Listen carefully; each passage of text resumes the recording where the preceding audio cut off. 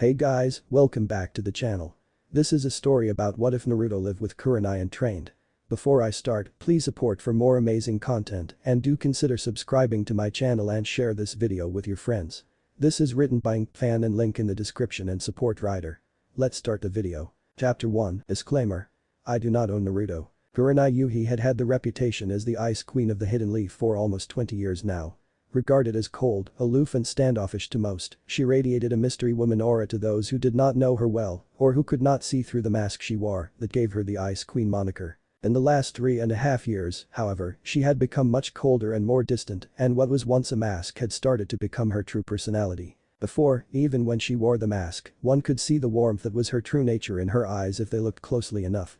Ever since the war, though, the warmth had vanished, leaving eyes that were cold. It hadn't happened right away, but the loss of her lover Asuma and her miscarriage, combined with the pressures of fighting on the front lines in the Fourth Great Shinobi War, which had by far been the most brutal, devastating and horrific conflict in the elemental nations to date, all of these things together had seemingly broken her heart. Life itself seemed to be fogged over in a grayish haze for Kurenai these days. It was bland, the emotions that she did feel simply weren't that rich, in either a good or bad way.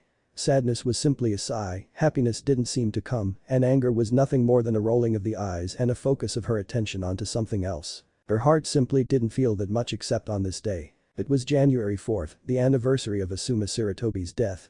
Kurenai always found this day to be very hard, even though it had been 4 years since he had been killed by Hiden of Akatsuki, she still couldn't completely let go or move on. Reminded not only of Asuma, but also of the child that she had miscarried during Pain's attack before Naruto had gotten there to fight him off. This was always the worst day of the year for her, and yet, she couldn't bring herself to do anything except immerse herself in thoughts and memories of her lost love and grieve over her lost child. In a way, she was grateful for this ritual and day. Even though the feelings were largely negative, she was thankful that she could actually feel anything at all, even if it was nothing but grief, hurt and sadness. She was on her way to the cemetery to visit Asuma's gravesite, having just bought a fresh bouquet of flowers from the Yamanaka flower shop. While there, she and Ino didn't say much to each other. Ino understood what significance today held for Kurenai. Ino herself was always a bit melancholy on this day of the year as well. Even though she had been able to mourn properly and move forward, she still missed her old sensei. Kurenai was thankful that Ino had simply offered her a small smile, given her a hug, and quickly made the floral arrangement for her to take to Asuma's grave. Ino always gave Kurenai a discount on this day, a small encouragement for which Kurenai was thankful. This year's winter was colder than usual. Even though as a ninja, the cold didn't affect her quite as severely as it would a civilian, she still couldn't help but take notice. She thought that the cold in the air resembled the cold, empty feeling that had been in her heart since her Asuma had been taken from her. As she closed in on the Hidden Leaf Cemetery, she began to feel an even colder breeze. She could also smell it in the air. It was going to rain, yet another appropriate metaphor for the tears she knew she would soon be shedding as she entered the cemetery through the cast iron front gate. As she made her way towards Asuma's tombstone, she began to worry in the back of her mind about her current state of dress. She was wearing her typical bandage-style dress with a single red sleeve and black shinobi sandals, forehead protector, also in black, around her forehead. Even though she was on leave today, she knew that as a jounin of the Hidden Leaf, she could be called in for a mission at any moment should the need arise, so it was always prudent to be prepared when out and about. Not knowing if she'd have the emotional strength to come back to this place if she left now to get some rain gear, she decided that she would simply endure what would undoubtedly be a very cold rain while going through this yearly ritual of remembrance. When she had found Asuma's grave, she laid the bouquet in front of the stone, lowered herself to her knees and sat on her heels, and simply placed her hand on the name engraved in the marble grave marker. She began to shed her own first tears as the first raindrops began to fall. As the rainfall progressed into a steady drizzle, to a thunder shower, and then into a full downpour, Kurenai's own tear flow would match it. First a few tears here and there, into steady shedding of tears, eventually turning into silent body-racking sobs as she dropped her hands to the ground to support her upper body's weight, hanging her head and clenching her eyes closed. This was always a very hard day for her. 20-year-old Naruto Uzumaki Namikaze had just left the Hokage's office after reporting back in from routine border patrol. 1 month out in the wild had really given him a craving for Ichiraku ramen, and he decided that it was time to indulge that craving. It had started to rain about an hour or so beforehand, the perfect weather in which to enjoy a piping hot bowl of broth and noodly goodness. He found himself thankful that he had put weather-resistant seals into his crimson with black flame sage cloak. In addition, he had also placed seals into the cloak that would warm his body and dry him off if he activated them, each of the seals with their own chakra storage seals, so that the cloak could perform this task without him having to concentrate on it. Naruto had to admit that the last several years had been good to him. His 3-year training trip with Jiraiya he would call the best years of his life. His growth as a shinobi and as a person had been absolutely staggering during this period. Jiraiya had not only helped Naruto with his education and training, but he had also taught him 2 other important lessons. Espionage and intelligence gathering, and the importance of having sources of income other than ninja missions, which could always dry up during periods of peace and low activity. Not even Tsunade knew that Jiraiya had shown Naruto how to build his own spy network and develop his own methods of gathering intel. Jiraiya had also taught him how to invest in and build businesses while living the lifestyle of a shinobi. Naruto was now intensely grateful for the investment lessons that he received, as he now owned several highly successful businesses that made him rather wealthy. His gratitude was increased by the fact that since the war ended, ninja were not in as high demand as they were when things were a little more tense between the nations. Missions weren't as plentiful anymore, and even high-level jounin had to take what they could get, which was mostly C ranks with the occasional B rank mission thrown in. A ranks were few and far between, and S ranks were almost unheard of anywhere these days. Naruto, having plenty of money, told Tsunade of his business ventures, letting her know that he didn't need missions to make ends meet and that the other shinobi should get his share of the missions. This, of course, did not excuse him from his annual shift of border patrol or from clients asking for him specifically, although this rarely happened as Naruto's services went at a premium. He was one of 2 S-rank ninja in the village at the present time, the other, of course, being Tsunade, and of the 2, Naruto was by far the stronger. It wouldn't be long now before Naruto would be named Hokage, and he was currently being trained by Tsunade for the position, which he would officially receive within a year's time. Naruto found himself reflecting on his relation to the village that was his home over the years. He had started as the village pariah, the child whose existence nobody even wanted to acknowledge. Icy stares and whispers are what he received as a kid.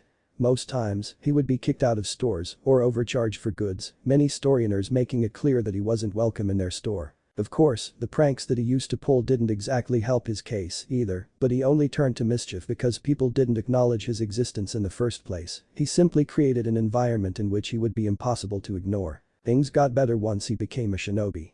It took a while, but people started to look at him differently when they watched his performance in his first Chunin exam.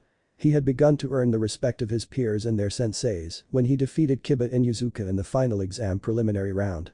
He began to earn the respect of the rest of the village when he defeated Niji Hyuga in the finals. He was respected even more so once word began to spread about his defeat of Gaara and his full Shukaku transformation, and more still when the story was told that it was he who brought Tsunade back to the village to be the 5th Hokage. Respect had turned into hero worship when he had defeated Pain and saved the village. His loved it at first, but it began to get old fairly quickly, particularly when he began to notice certain things.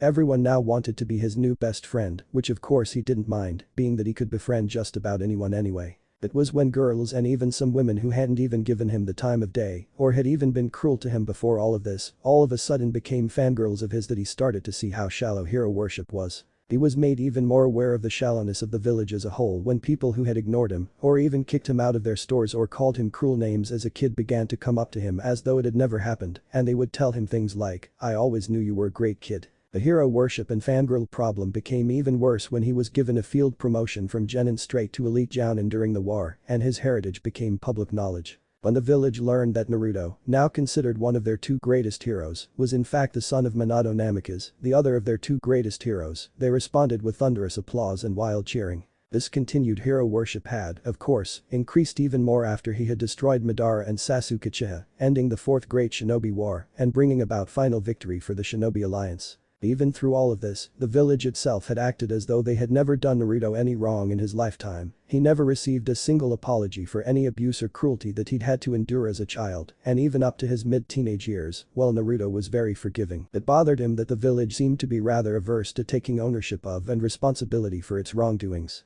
Even amongst the shinobi that he was close to and worked with in the Leaf, there were very few that truly knew him. Among the civilian populace, the Ichirokas were the only people that did. They had been the only ones who had been able to see through not only Naruto's label as the demon boy, but through the mask he used to wear to keep himself shielded from the pain that he felt as a child from the isolation that was forced upon him. They had been the one constant throughout the years. He knew that he could always count on the 2 of them if he needed a place to go, even just to take the mask off for a while. If he was grateful for anyone in his life, it was definitely old man Tucci and his big sister figure Am. Among his comrades, Shikamaru was probably the only person in his age group that truly knew Naruto well, and that was only because he was able to make very astute observations that others missed. Of course, when he confronted Naruto about this, Naruto freely opened up and admitted to him that the only reason that he never shared real things about himself before was because, with the exception of Konohamaru and Iruka, and by extension Hanabi and Anko, nobody ever asked. The Ichirokas, of course, didn't have to ask, as he never hid anything from them anyway. He had simply accepted the fact that people simply weren't interested in getting to know him. They thought they already had him figured out, whether he was the demon boy or the village hero, people had an idea of him, and in all the years his peers knew him, none of them had bothered to try to find out who he really was, and that's what irked him most of all. This truly was a shallow village he lived in, but it was his home, and he loved it all the same, he would protect it until his dying breath. This line of thinking helped him to turn his thoughts to those people that made the village his home more than anyone else. Konohamaru, of course, knew Naruto as well as Shikamaru did because he had actually taken an interest in his surrogate big brother's life. Konohamaru had been dating Hanabi Hyuga for a little while now, and Hiashi, seeing a way to get Hanabi out of having to brand her with the caged bird seal, spoke with the two of them, letting them know his thoughts and, with the approval of both Konohamaru and Hanabi, setting up an official betrothal contract for the two. They were to be married by April of next year. This, of course, caused Naruto to get to know Hanabi a lot better as they were with him at his house quite a bit and Hanabi came to see Naruto as a big brother herself. Iruka, of course, always took an interest in his surrogate little brother's life and when Iruka had started seeing Anko Mitarashi, she began to get to know a completely different Naruto than she had previously thought him to be. She became a big sister figure to him as well, also spending a lot of time in each other's homes as Naruto had them over quite a bit and once they were married and they had bought their own house, they had Naruto over quite a bit as well. Naruto couldn't help but think back to Iruka's and Anko's wedding. Naruto was the best man and Kurenai Yuhi was the maid of honor. Naruto was all smiles that day for one of his most cherished loved ones, but he remembered that Kurenai's smile seemed to be rather forced, as though she were genuinely happy for Anko, but was remembering something that was quite painful for her. They had both made some small talk during the wedding reception, and he could tell that the woman was grateful that he was doing what he could to take her mind off of whatever it was that was bothering her. He made an educated guess that she was thinking of what her life would be like had Asuma lived and they had married, but he wisely decided not to broach the topic with her. As he walked by the cemetery on his way to his favorite eating establishment in town, he was broken out of his musings when he overheard a few men talking amongst themselves. "Boy, I wouldn't mind getting me a piece of that," said the first one with a leer. "Yeah, she's a hot eye, alright, I'd like to bang that, myself," said a second one, with a smirk to the first one.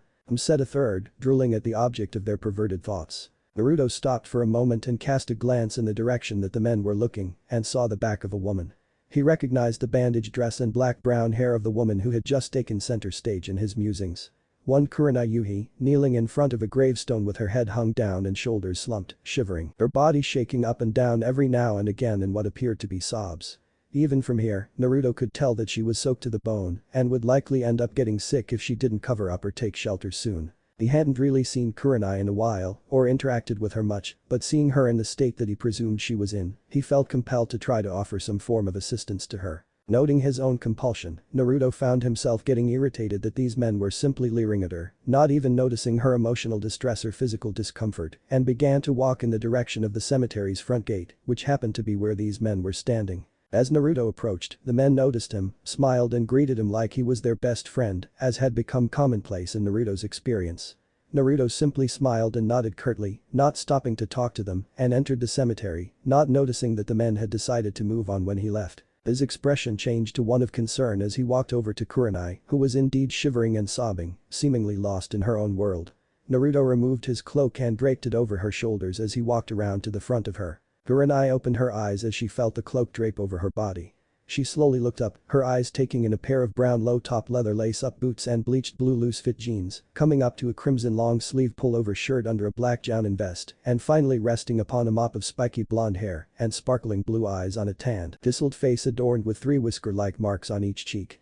Recognizing Naruto Uzumaki Namikaze, she blinked a couple of times as those beautiful cerulean blues looked at her with great concern, seemingly wishing that they could ease her pain or even take it away completely. As he saw her swollen puffy cheeks and ruby red eyes made crimson from being bloodshot with tears, he offered a sad smile, which for some reason caused her to begin crying even harder than she had been, but this time, the sobs were loud, she couldn't hold them back anymore. Kurenai leaned forward, sobbing loudly into Naruto's shirt, her arms grasping at his jounin vest.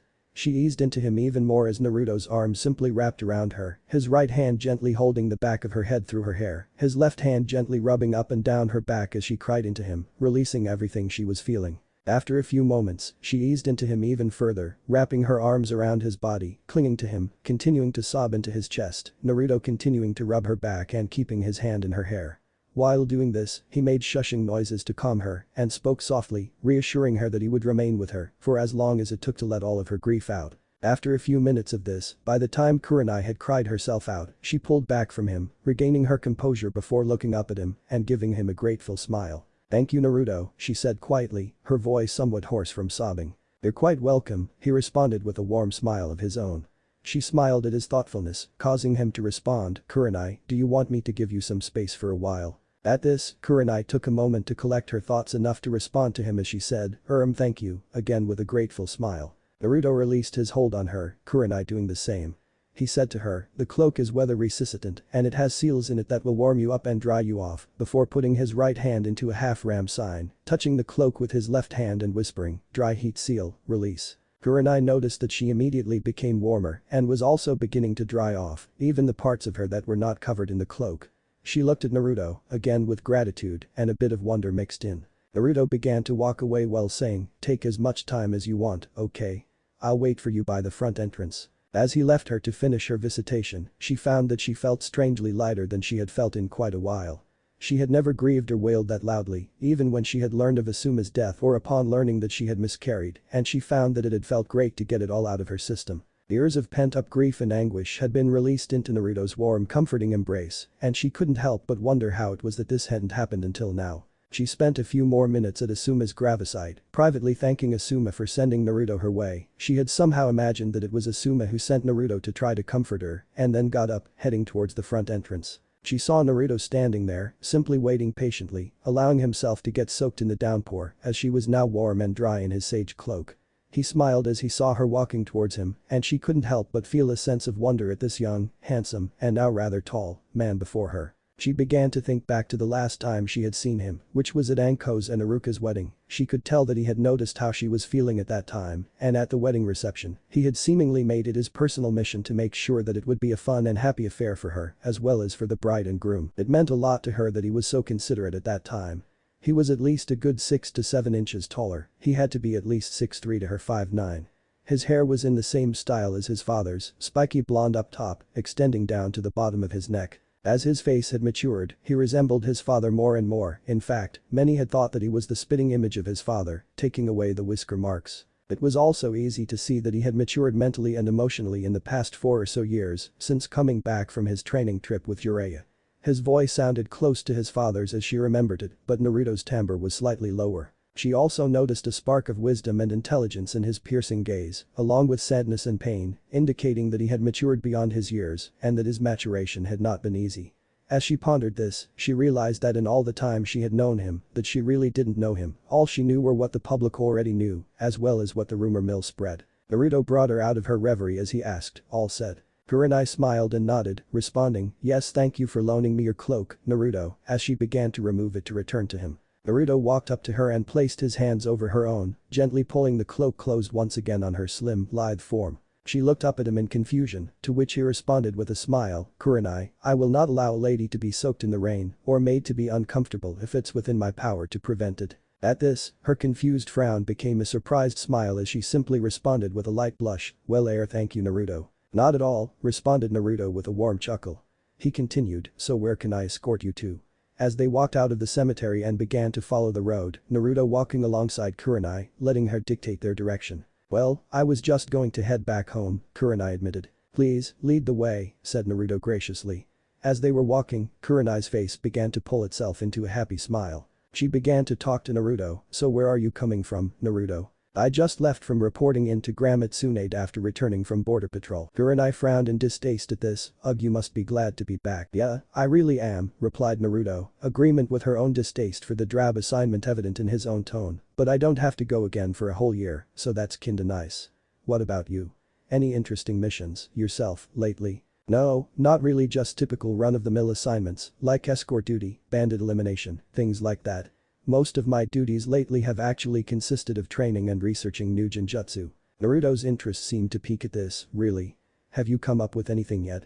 Kurenai shrugged, nothing really, yet, but I think I may be on track to using a modified version of the second Hokage's Infinite Darkness Jutsu, she finished with a little excitement. Ever since the miscarriage, she had thrown herself into her work, which was now her primary source of stimulation and fulfillment, if it could be called that. Naruto raised an eyebrow, really? Why modified? Well, I've found that my chakra reserves and control are at about their peaks in balance right now. The problem is that I can't seem to increase my control any more than I have, and when I try to increase my reserves, my control starts to suffer, and I currently don't have enough chakra to effectively perform the original jutsu, hence the need to modify. Naruto looked down at the road in front of him as he hummed in thought, then turned to Kurenai, not slowing his leisurely gait. That's a rather interesting problem to have. I don't think I've ever heard of anyone running into that particular issue. In theory, there should be no plateau like that. What chakra exercises have you been using to increase your control and reserves? Kurenai responded, the standard ones. Leaf balancing, tree and water walking, kunai and senbon balancing, any combination thereof, those are really the only ones that I know, and they're also the only ones I've needed for fine-tuned control. Naruto continued to ponder the issue that he had heard. He seemed to know something about her problem, but he couldn't put his finger on it. He knew it would come to him in time, so he decided to tell Kurenai that he would look into her issue. Kurenai, Naruto began as Kurenai turned her gaze to him once more. Something about the issue you're facing doesn't seem well normal, to be honest. Let me do a little research on what might cause this kind of problem, and I'll see if I can't help you find a better solution than having to modify jutsu to suit that limitation, okay? Kurenai's eyes brightened as she nodded, intrigued and excited at the possibility of making a breakthrough in her overall level of ability and skill. Silence reigned for a few moments, becoming somewhat uncomfortable, at least for Kurenai. She decided to break the silence. You know, Naruto, I can't help but think about Anko and Iruka's wedding, and how well, you were quite observant of my mental and emotional state that day. I never did tell you just how thankful I was that you helped me just to enjoy myself that day. Upon hearing this, Naruto smiled and responded in a tone belying genuine curiosity, you're welcome, but what brings that to mind? Actually, the fact that you've done it yet again just now, responded Kurenai as she lowered her head, feeling both thankful towards Naruto, but at the same time, hurt and angry that nobody else had done anything beforehand. I had been at Asuma's gravesite for over an hour when you showed up, and nobody cared enough to try to help me. I overheard the comments of those men when they were ogling me, but you came over and seemed to know exactly what it was I needed. I guess seeing this and experiencing this from you, it makes me realize that I really don't know you as well as I might have thought I did. You're right. I don't really know you that well, either.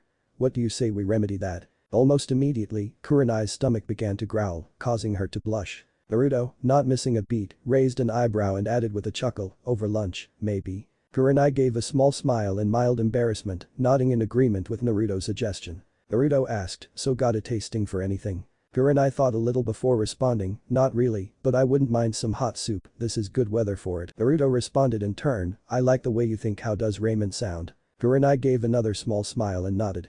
Naruto responded, to Ichiraku's, then. After a few moments of walking, they arrived at their destination and entered through the front flaps, immediately attacked by the heavenly smell that the little stand always emitted. Ichiraku turned around and saw the stand's #1 customer, greeting him warmly, welcome back, Naruto. It's been too quiet without you, here. Hey there, said Naruto, giving her his famous foxy grin, how are ya? Same old, same old. One sec, she responded as she turned around and yelled towards the back of the stand, Dad, Naruto's back. Ichiraku came back out of the stockroom, grinning upon seeing his favorite customer, hey Naruto. It's great to see you again, son. And with company, no less, he added with an amused playful smile. You too, Tucci, and yes, I believe you know Kurenai Yuhi. Why, yes, I do. What can I get for the two of you? Naruto looked at Kurenai with raised eyebrows, allowing her to order first. Kurenai looked at Naruto, seeing his expression, and turned back to Tucci to place her order. I'll have a large seafood ramen, extra shrimp and fish cakes, please. Naruto then placed his own order. I'll have a Naruto special to start, old man. Tucci smiled knowingly, coming up. Kurenai looked at Naruto with a single raised questioning eyebrow, a Naruto special. Naruto grinned somewhat sheepishly as he responded, yeah, extra large bowl of miso ramen with 2 boiled eggs, double barbecued pork, fish cakes, beef, chicken, sprouts and a lobster claw. I order it so much that we just made a name for it. He added with a chuckle, I personally think Tucci should just add it as a menu item, but he has yet to take that leap. Kurenai giggled in response to this, giving a slightly larger half smile, fair enough, maybe we can create a Kurenai special, today, She finished with a warm laugh. Naruto brought his hand to his chin in an exaggeratedly thoughtful gesture, with an equally exaggeratedly thoughtful frown, and what would be in the Kurenai special? Naruto turns to Kurenai, hands in front of him, palms facing outward and down, gesturing to imaginary ingredients on the counter as he begins his lecture on how to construct a special ramen dish. Okay, we have to start with a base, at which Kurenai began to engage in some interplay, responding, okay, so you mean we start with a broth or stock. Naruto smiled as he began some interplay of his own, correct. The Naruto special, for example, has a base of miso and beef broth.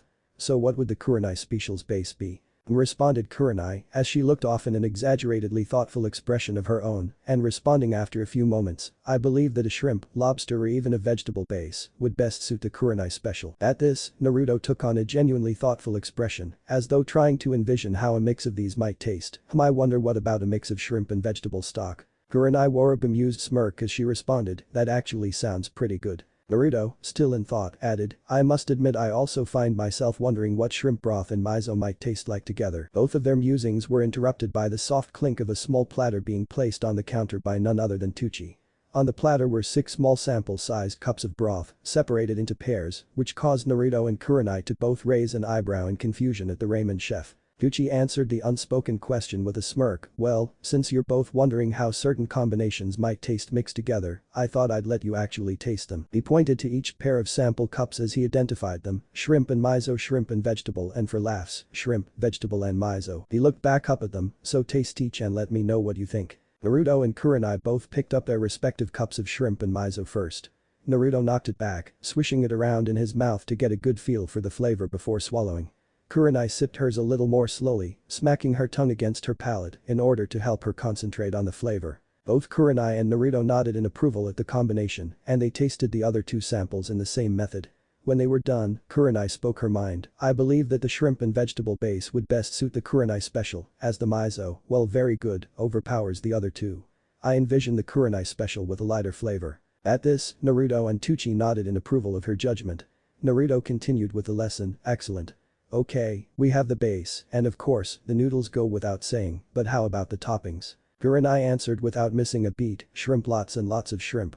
And then fish cake, scallops, crab legs, a lobster claw, some bean sprouts and a bay leaf as a garnish. Naruto raised a curious eyebrow. Kurenai continued after catching her breath, looking at Naruto dead in the eye while wagging a finger in emphasis, and presentation of the dish is very important in the Kurenai special. The dish must be a work of art, perfectly symmetrical. The lobster claw should stand against the left side of the bowl, and the crab legs should line the remaining edge. The bottoms of the crab legs should be surrounded by the shrimp in a wraparound fashion. The fish cakes and bean sprouts should be in the middle of the bowl, and the scallops. Kurenai raised her finger to her chin and glanced upward in thought, finishing with, the scallops should be underneath the noodles as a sort of pleasant surprise, so to speak, and the bay leaf should be dead center of the bowl. Kurenai smiled and nodded in satisfaction as she finished, not having noticed that Tucci had gone back into the kitchen to start on the orders. Naruto nodded back, turned his head towards the kitchen and shouted, hey Tucci. Did you get all that?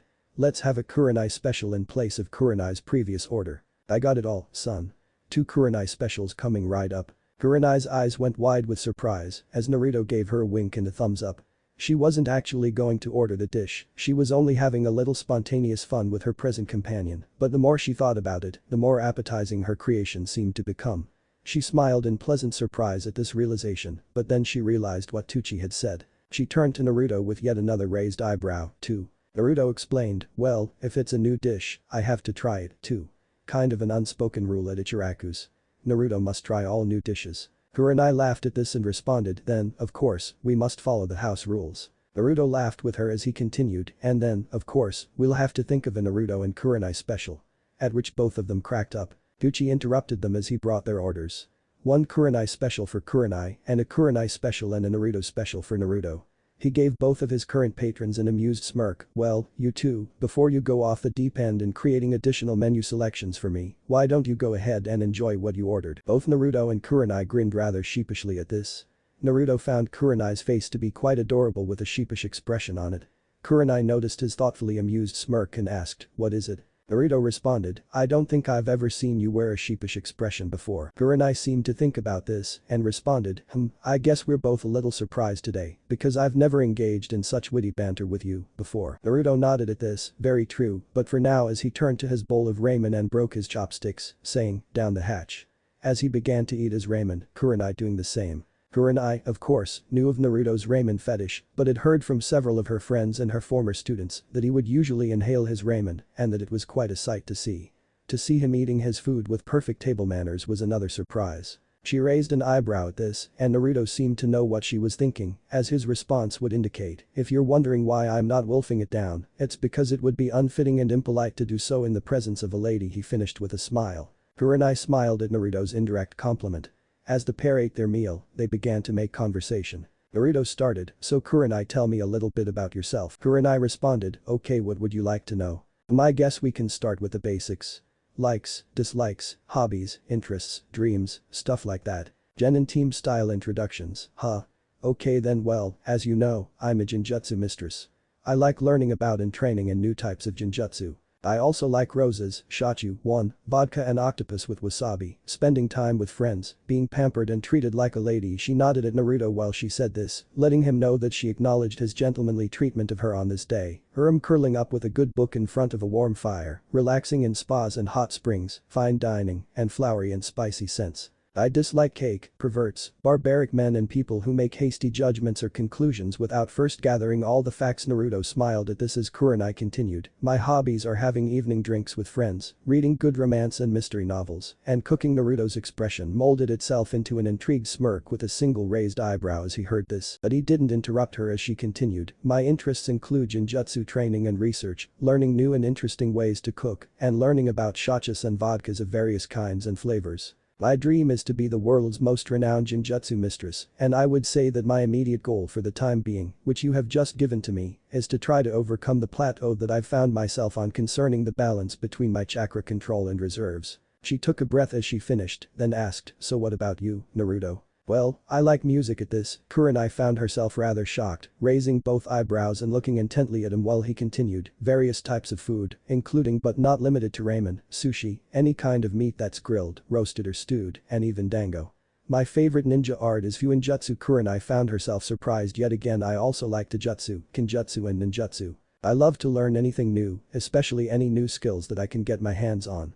My favorite jutsu to use is my shadow clone jutsu because of the way in which I learn anything my clones learn, which allows me to learn and master any new skills I wish to learn very quickly. I like shogi, go and any other game of strategy. I love physical training. I also like relaxing in a good hot spring. My dislikes are perverts, fangirls, at which he involuntarily shuddered before continuing, people who make hasty judgments about others, being hit by people simply because they're annoyed, cowards and traitors. Kurenai noticed Naruto's eyes darken just a bit as he said the last two, but allowed him to continue, my hobbies are learning any new skills that I might find useful, and putting them to use, training my mind and body, calligraphy, it helps with my ceiling, singing and playing various musical instruments. At this, Kurenai couldn't help but interrupt, really? She said, surprise evident in both her tone and expression. Naruto smiled, it's true. I was actually born with perfect pitch and I had taken up singing to start with as a kid. I didn't start to learn how to play instruments until a couple of years ago, though. Kurenai smiled, both intrigued and excited about this new discovery she had just been given as she responded, you'll have to sing for me, sometime, then. Naruto gave an embarrassed chuckle, we'll see, he responded before continuing, now, where was I? Ah, yes. Some of the skills I've picked up are gardening, architecture, carpentry and construction. Kurenai's eyes grew wider and wider as he continued listing off several of his hobbies, cooking, interior design, basic tailoring, and blacksmithing. My interests are researching and developing new skills for my Fuinjutsu, learning various fighting styles to add to my own, whether Kinjutsu or Taijutsu, finding new and more effective ways to break or counter Genjutsu, which is actually something of a little project that I'm working on, one that I wouldn't mind your help with. Now that I think about it, Kurenai nodded in understanding as he continued, and learning the various political, economic and social aspects and goings-on within the village and the land of fire. My dreams. Naruto paused to close his eyes and sigh, and then continued in a more subdued tone of voice. My dreams are to be the world's greatest sealmaster, to be Hokage, so that I can help build a better world than we currently live in, and to hopefully find that special someone and start a family with her, he finished with a smile. Kurenai couldn't help but smile wistfully as she listened. They had each finished their respective meals during the course of the conversation, continuing to make small talk. Kurenai eventually posed a question, so what instruments do you play? Naruto answered, I can play any type of guitar, any piano or keyboard, drums and most percussion instruments, the flute, the pan flute, tenor and alto saxophone, harmonica, the violin, the trumpet, horn and trombone, those are the ones I've mastered so far. Kurenai was once again astounded, those are the instruments you've mastered. Naruto simply smiled and nodded. What I like to do is use shadow clones as my own band, while I sing songs that I like. And what kinds of songs do you like? I like to play most types of rock and jazz. I also like some folk and classical type easy listening. Kurenai smiled once more. Okay, you have got to perform for me at some point. Fair enough, replied Naruto, still unsure as to whether or not he wanted to do this for her or not. He had never actually sang or played for anyone in the village before. The rain had since stopped and the sun was shining brightly in the early afternoon. Tucci brought a check each for Kurenai and Naruto. Before Kurenai could take hers, Naruto spoke up. Tucci, I'll take both of those. Kurenai tried to object. Naruto, you really don't have to. Naruto, however, would have none of it. Nonsense. Being a gentleman, I am more than happy to pay for the lady in my company, he ended with a sincere smile. Kurenai simply smiled in resignation. Very well, thank you, kind sir. You're quite welcome, dear lady, responded Naruto in a playful tone. Naruto paid both bills and escorted Kurenai out of the stand. Noting that the rain had stopped and the sun was out, warming the chill in the air somewhat, Kurenai removed Naruto's cloak from her shoulders and handed it back to him, thanking him again for covering her up. So when should we meet and talk about this little project of yours?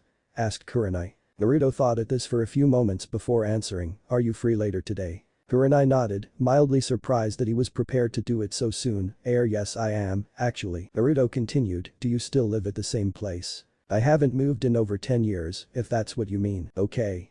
I know where you live, then. I'll come by your place at around is 4 okay? You don't have to do that, Naruto. I can just meet you at a training ground or the library or something. That's not the problem, the issue is that all of my research is in my library at home and it's not exactly portable, and if nothing else, I can make us dinner after we're done. Naruto, you don't have to go to all that trouble, said Kurenai in mock annoyance. Naruto smiled knowingly and simply nodded, replying, it's no trouble, Kurenai, remember, I like to cook just like you do. Kurenai began to open her mouth to respond and then curtly closed it, nodding with a smile, okay, then. I'll see you at 4. You bet. Until then, dear lady, have a wonderful afternoon. Thank you, kind sir. I will be sure to. She said with an exaggerated yet genuine smile as she walked away, waving goodbye. Naruto noticed that her step had quite a bit more spring to it before he left to prepare his notes so that he could show Kurenai exactly what he had come up with so far. As he was walking home, he continued to ponder her chakra control reserve balance problem and the answer suddenly hit him. Smiling to himself, he would be sure to ask Kurenai a few questions about it later to confirm his theory after he brought her to his home. Chapter 2. Disclaimer. I do not own Naruto, Kishimoto does. I do not own the song Do Something, the Eagles do, please see footnote where indicated. Wow. I'm very happy with how many people like this story.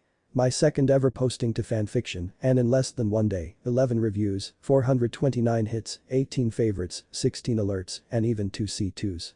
Thanks so much everyone who's taken an interest and especially to Scamicas for your excellent review. And now, on with the story. As Kurenai walked home, she unconsciously wore a wistful smile on her face as she strolled at a leisurely pace.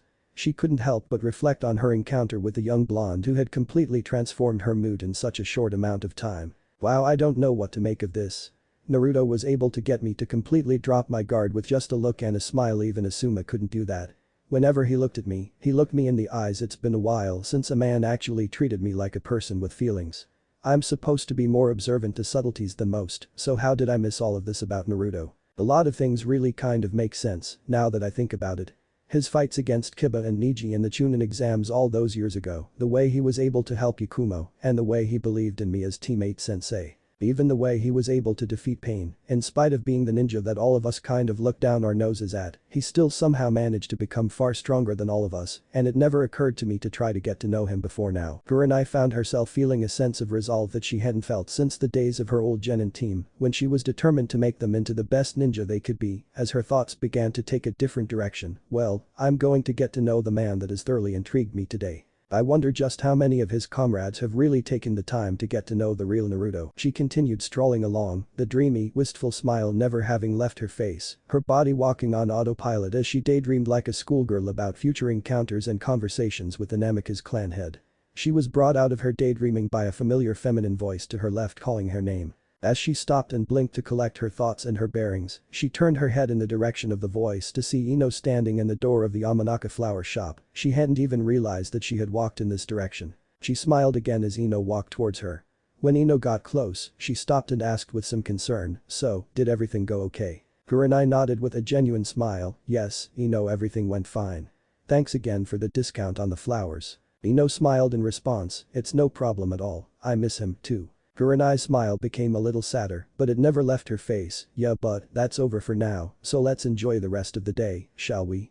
She asked, with a brighter smile as she finished. Ino frowned in thought, raising an eyebrow in bemusement, which was evident in her tone. Kurenai, you do seem a little happier than usual, she said, leaving an open door, hoping to bait Kurenai into sharing why she seemed to be acting a bit out of character at the moment. Kurenai, still feeling rather wistful, didn't seem to notice this and began to take the bait, she said, looking up and around with that same wistful smile and glazed over look in her eyes. I guess you're right, I do feel happier than I've felt in a while, as she turned her gaze back to Ino. Ino narrowed her eyes suspiciously at Kurenai, causing her to raise a confused eyebrow.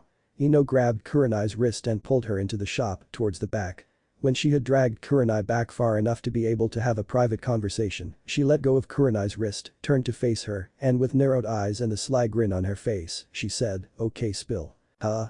Asked Kurenai, genuinely confused. Ino continued, who is he? This only seemed to confuse Kurenai even more, who is who? Ino, of course, would not be deterred.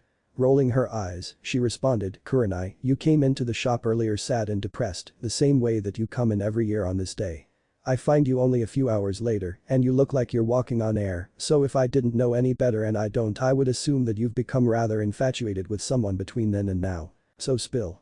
Ino finished in a mock forceful tone with a raised eyebrow and a bemused smile. Kurenai frowned in thought at this, trying to collect her thoughts. Am I really that easy to read right now?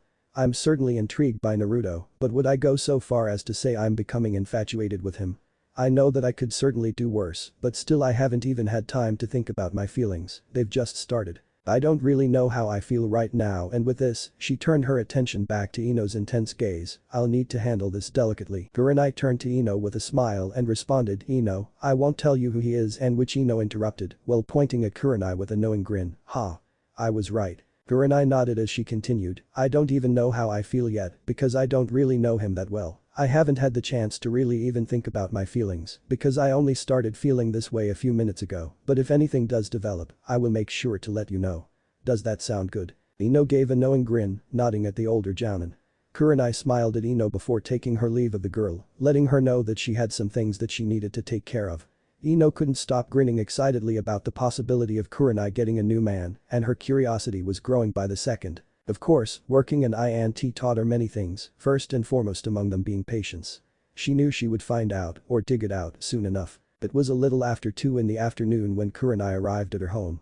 She spent the rest of the afternoon freshening up after having gotten doused in the rain earlier.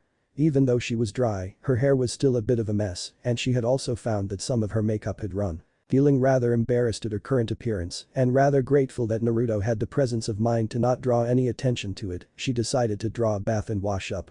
As she was bathing herself, paying close attention to her hair, she began to hum a happy tune to herself, smiling wistfully once more as she looked forward to when Naruto would come and get her. She started to realize that she was actually getting excited at the fact that she would be eating dinner with him at his home, no less. It was a little before 3 o'clock by the time Kurenai had finished cleaning herself up and getting dressed again. After taking a few minutes to reapply her normal makeup, she decided to read Murder in the Hidden Mist in order to get her mind off of her excitement at her upcoming appointment with Naruto. She walked into her living room, curled up onto her plush purple velvet lavesiad, opened her novel to the bookmarked page, and began to read. Naruto was leaping across the rooftops so that he could quickly get back to his home in order to prepare his research for his brainstorming session with Kurenai. As he arrived at his home, he quickly opened the front gate and entered the grounds of his estate. Entering the main house, he quickly made his way to the stairs descending into the first-level basement, more specifically, his lab workshop, as he had dubbed it. This room was, in reality, a room that branched off from his main library, which was quite extensive. The workroom itself was actually a decent-sized room, with a sizable desk, 2 long tables that he used as workbenches, all of which were a few feet away from the walls, as each of the 4 walls in the room had 2 8x20 whiteboards mounted on it, the room's single door in the middle of 2 of the whiteboards, being the only feature distinguishing that wall from the other 3. The whiteboards, fortunately, didn't need too much organizing, as Naruto kept the details on them in good topical or sequential order. The scrolls and other documents containing the rest of his notes, however, needed to be not only organized, but separated from the documents and scrolls that were being used for several other projects of his as well. He created 5 shadow clones, and with them, he started sifting through all of the documentation and paper, separating each document into piles by project. Once he had all of his papers organized, the clones took the other scrolls and placed them out of the way underneath the workbenches, while Naruto himself brought the project he wanted to discuss with Kurenai over to his desk. Satisfied with the simple preparations that he had made, he went back into the main living areas of the house, making his way to the second floor and into his bedroom.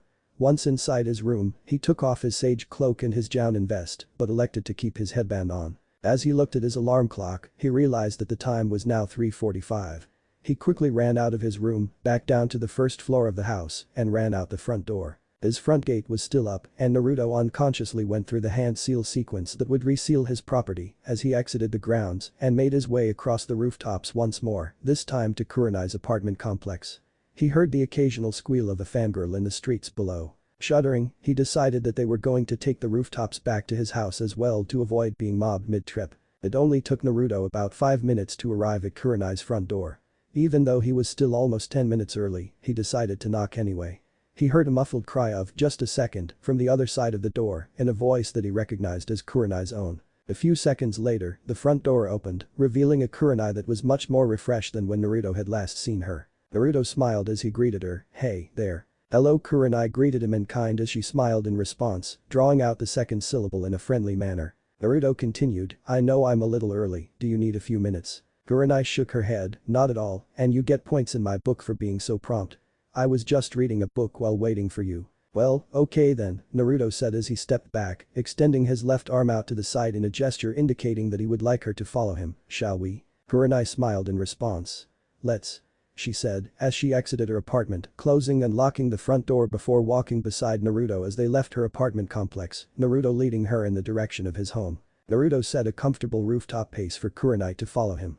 Kurenai had never realized just how bad Naruto's fangirl problem was until she heard the squeals in the streets below. Even Sasuke didn't have it this bad. In fact, the only person I can remember having this kind of problem was the fourth Hokage. Well, Naruto is his son, so I guess on one hand, it's really not surprising, but still seeing it from this end, she gave an involuntary shudder in sympathy for Naruto as that thought trailed off. After about 10 minutes of travel, Kurenai had followed Naruto to what was the old Uchiha district before the village reclaimed the land and began to sell it off. He led her to a 20-foot-high wall. A single vaulted archway housed a black slab of cast iron that appeared to serve as the front gate. Kurenai watched as Naruto placed his hand on the red Uzumaki spiral that was surrounded in yellowish-orange flames in the exact center of the metal slab and channeled chakra into it. Naruto removed his hand as the emblem began to glow, after which a metallic groan was heard as the slab began to lift itself, allowing the pair entrance to the property within. Kurenai followed Naruto as he entered the grounds. The first thing she noticed was the sudden increase in temperature upon entering the gate. The temperature had gone from a wintry cold to what one would associate to the mild cool of mid-spring. It wasn't hot, but it was definitely quite comfortable, almost the perfect weather in which to train. She glanced back as her ears caught the whining of the gate as it lowered, ending with a loud thud as it touched down. Bringing her gaze back to the front, she began to drink in some of the details of Naruto's property. The inside of the property walls were the first thing she noticed. Solid brick and mortar, but what really caught her attention were the seals that were painted all over them, the purposes of which she could only begin to guess. The courtyard itself was well landscaped with a 12-foot-wide marble walkway leading towards the porch at the front of the main house, situated some 30 yards back from the gate. On either side of the walkway was one half of a well-manicured lawn with various shrubs, standalone trees and flower beds scattered sparsely throughout, though patterned in such a way as to make both sides of the front lawn symmetrical. The house itself was quite impressive to look at. Built in a western style of wood painted white intermixed with grayish-brown stone, Kurenai guessed that this two-story mansion had to be at least 5,000 square feet, and this was just from what she could see above ground. As Naruto led her to the front door, he opened it for her as he said, "Welcome to my home, Kurenai." Kurenai smiled as she entered the open doorway. As she entered the house, her eyes started to gaze this way and that, drinking in the details of the foyer and living room she now found herself in. The floors were a mix of marble granite, most of which was covered with rugs of various sizes, shapes, colors and patterns. All of the necessities were there. Furniture such as sofas, lavesiates, coffee and end tables, and a full 8 to 10 person dining room set situated towards the back of the room in a sizable dining niche. There was also a coat rack a few feet off to the side of the front door, which had a few different coats and jackets on it. The walls were decorated here and there with a few paintings, the largest of which was a painting of Naruto's parents. A smiling Minato Namikaze with his arm around a grinning and rather pregnant Kushina Uzumaki Namikaze, one of Konoha's many public parks, serving as the backdrop for this warm touching scene. The various mantel places seemed to have a few trinkets and photos on them, giving a homey feeling to the rather large room. Kurenai was reminded that Naruto did mention interior design being one of his hobbies. She was brought out of her observations by the sound of Naruto's voice, "So, would you like the grand tour before we get down to business?" Kurenai smiled bemusedly, "Yes, I would, please." Naruto motioned for her to follow him, "This way, then." Kurenai followed Naruto as he showed her his home, beginning with the current floor. The first floor contained the kitchen, which was very large, spacious and quite well equipped, the living room, the dining room, an indoor onsen built off to the side of the house with several different baths, each being large enough for about 6 people, as well as each bath having its own retractable roof if the bathers wanted an outdoor onsen, and an office study. Naruto explained to her that the office on this floor was one of several in the house, and this particular one served the purpose of keeping his records and allowing him to handle his life money matters as he called them. Kurenai couldn't imagine why he would need a 15 by 20 room filled with furnishings and filing cabinets simply to handle life money matters. Of course, given the size of the house and property that Naruto owned, she could pretty well guess that he was fairly affluent. The rest of the first floor was just a few bathrooms, rooms primarily used for storage or had not yet been given purposes by Naruto. Naruto proceeded to lead her to the second floor, which housed several guest bedrooms and corresponding bathrooms, as well as the master bedroom bathroom suite, the ornateness of which astounded Kurenai. The floor of this room was covered in what appeared to be carpeting made of various animal furs. The walls were painted on a soft medium tan, accompanied by soft lighting, giving the room an alluring, almost romantic air, as though this would be Naruto's little piece of heaven on earth.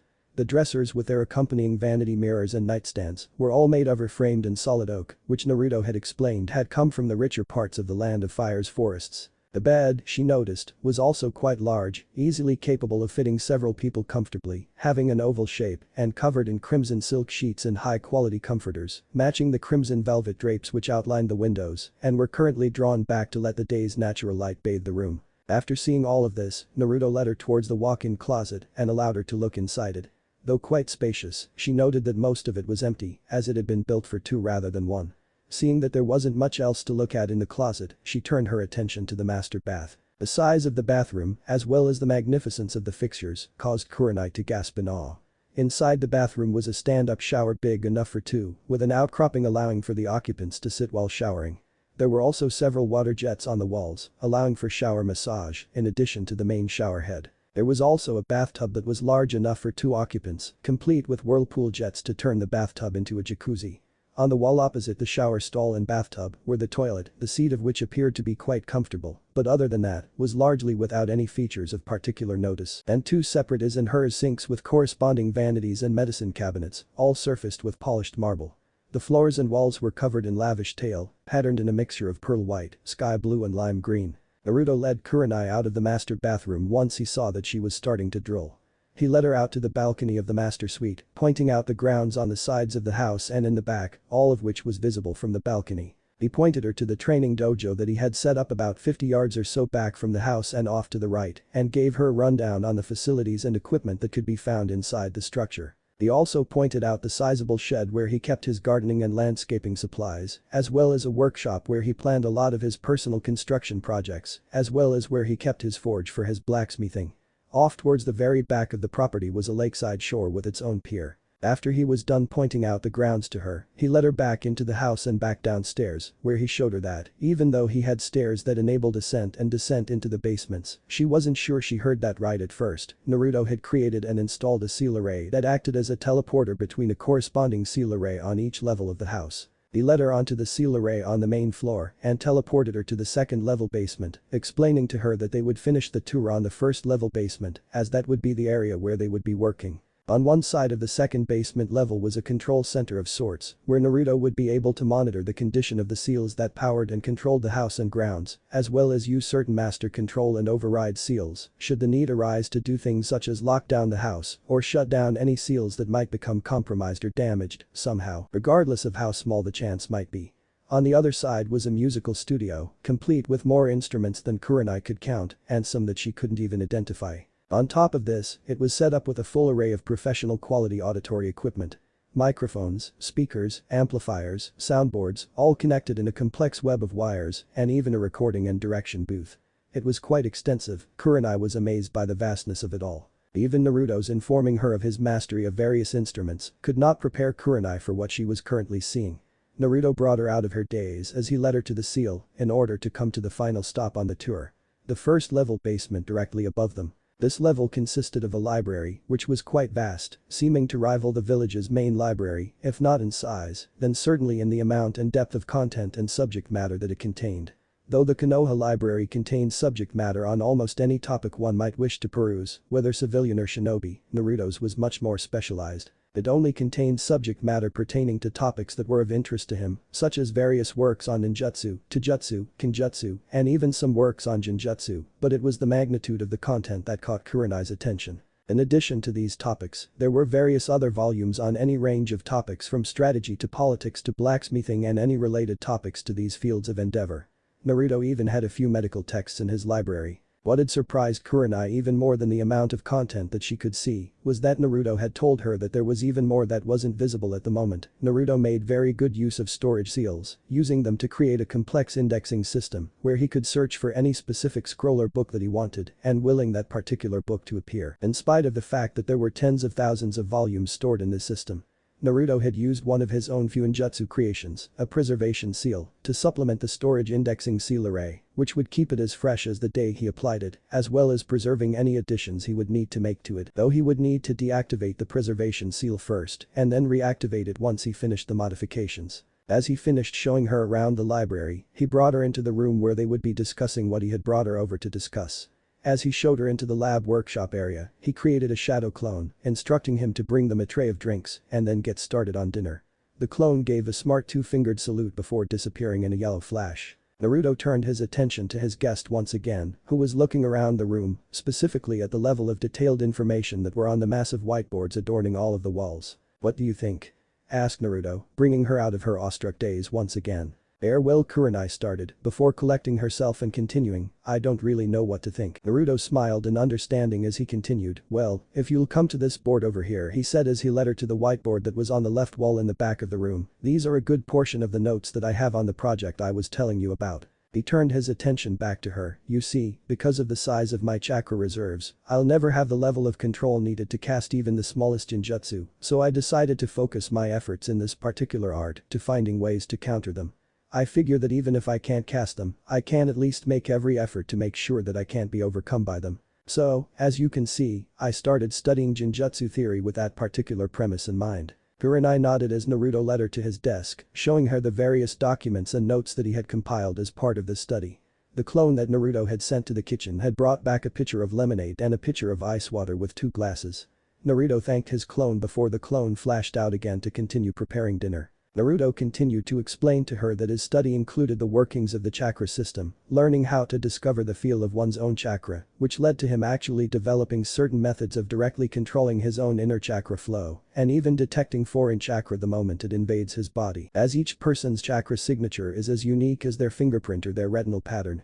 Kurenai immediately saw the genius of this particular approach to countering genjutsu. If this project yielded fruit, Naruto could very well have created a sub-discipline of genjutsu that could save countless lives of genjutsu-deficient shinobi on the battlefield. Naruto explained to her that he still needed to create a few test case scenarios so that he could run some clinical trials on what he had found.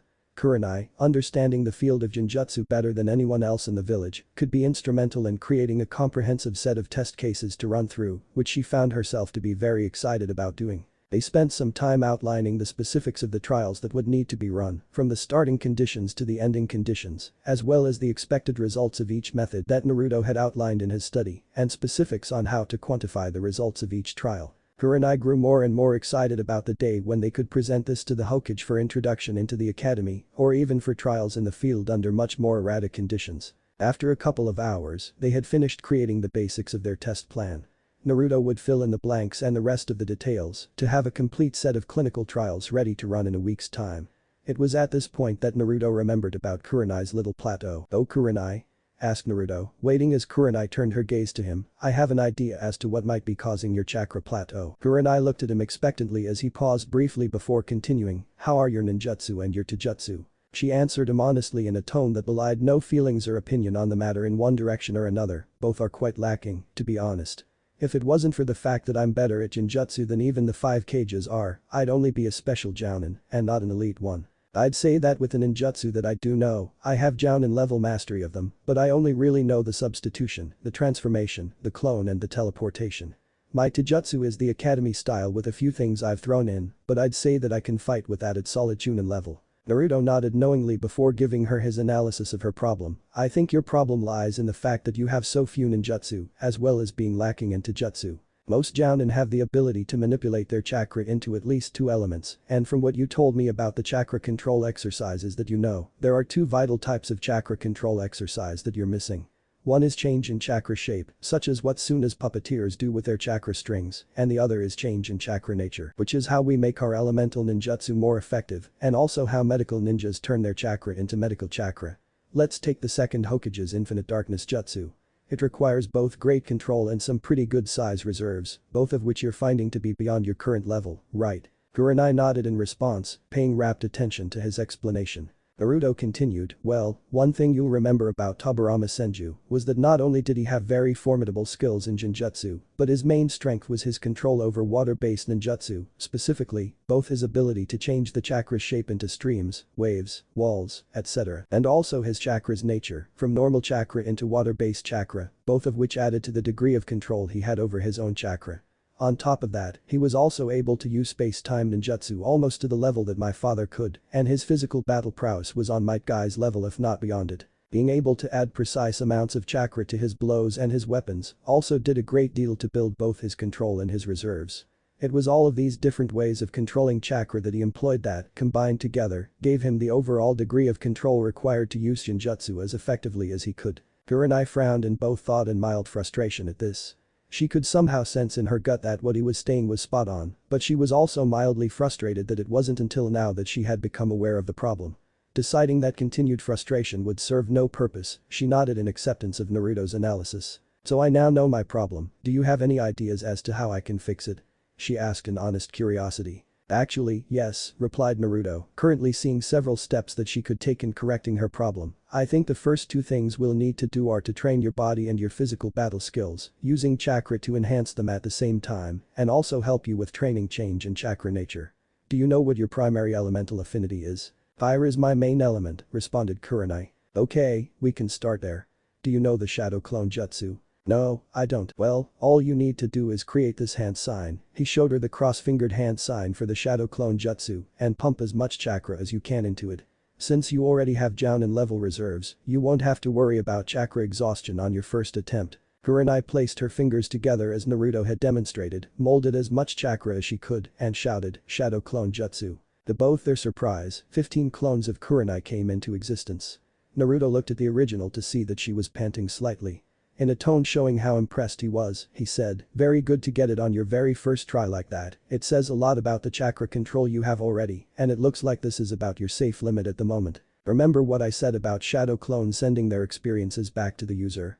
What you're going to do is create about 5 shadow clones at a time right now and use them to train your fire manipulation while we train your body and give you more options with armed and unarmed combat while also working on adding chakra to your physical combat skills. Kurenai smiled, somewhat tiredly at this, as she nodded, thankful that Naruto would take the time to help her as she would to help him.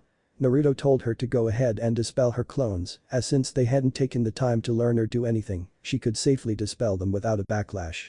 She did so, feeling some of her chakra returning to her. As she dispelled them, Naruto's clone came back in to inform them that dinner was ready. Naruto nodded in thanks, at which the clone dispelled, giving Naruto its memories of preparing some broiled fish and rice with a vegetable stir-fry, as well as some octopus with wasabi, and 2 chocolate parfaits for dessert. Naruto smiled at this, knowing Kurenai would be delighted at tonight's meal. Before heading up to dinner, however, Naruto took the time to work out a rough training schedule for him and Kurenai over the next week, before they would be adding the clinical trials for Jinjutsu countering into the mix, which only took a few minutes. After this was done, Naruto motioned to her as he said, well, are you ready for dinner? She smiled and nodded, yes, I am. I'm actually quite hungry. Well, then let's go eat, he responded with a smile as he led her to the teleportation seal and brought her back to the main level. Once they got to the main level, the smells of delectably prepared dishes flooded their senses, causing their mouths to water. Naruto led Kurenai to the dining room table and pulled a chair out for her, allowing her to sit down. As Kurenai looked at the spread, she gasped audibly and grinned from ear to ear as she noticed her favorite dish among them. She allowed Naruto to prepare her plate, which included a portion of every dish at the table. As he put it down in front of her, he also poured her a small glass of vanilla-flavored vodka, causing her to smile even more. "Naruto, thank you so much. You didn't have to do all this," she responded in a tone that once again belied her gratitude. Naruto simply chuckled and smiled, "Hey, it's no problem at all, I'm glad to do something like this for you." After Naruto quickly prepared his own plate, he took the seat to Kurenai's immediate right at the round dining room table. They both gave a quick blessing and began to savor the meal before them, Kurenai at times closing her eyes and moaning at the overload of sensations that her taste buds were currently experiencing. "Naruto, this is wonderful." "Well, thank you. I'm glad you think so, as the chef never gets tired of compliments to his cooking," he responded jovially, enjoying both his meal and the opportunity that he was taking advantage of to entertain a first-time visitor to his home.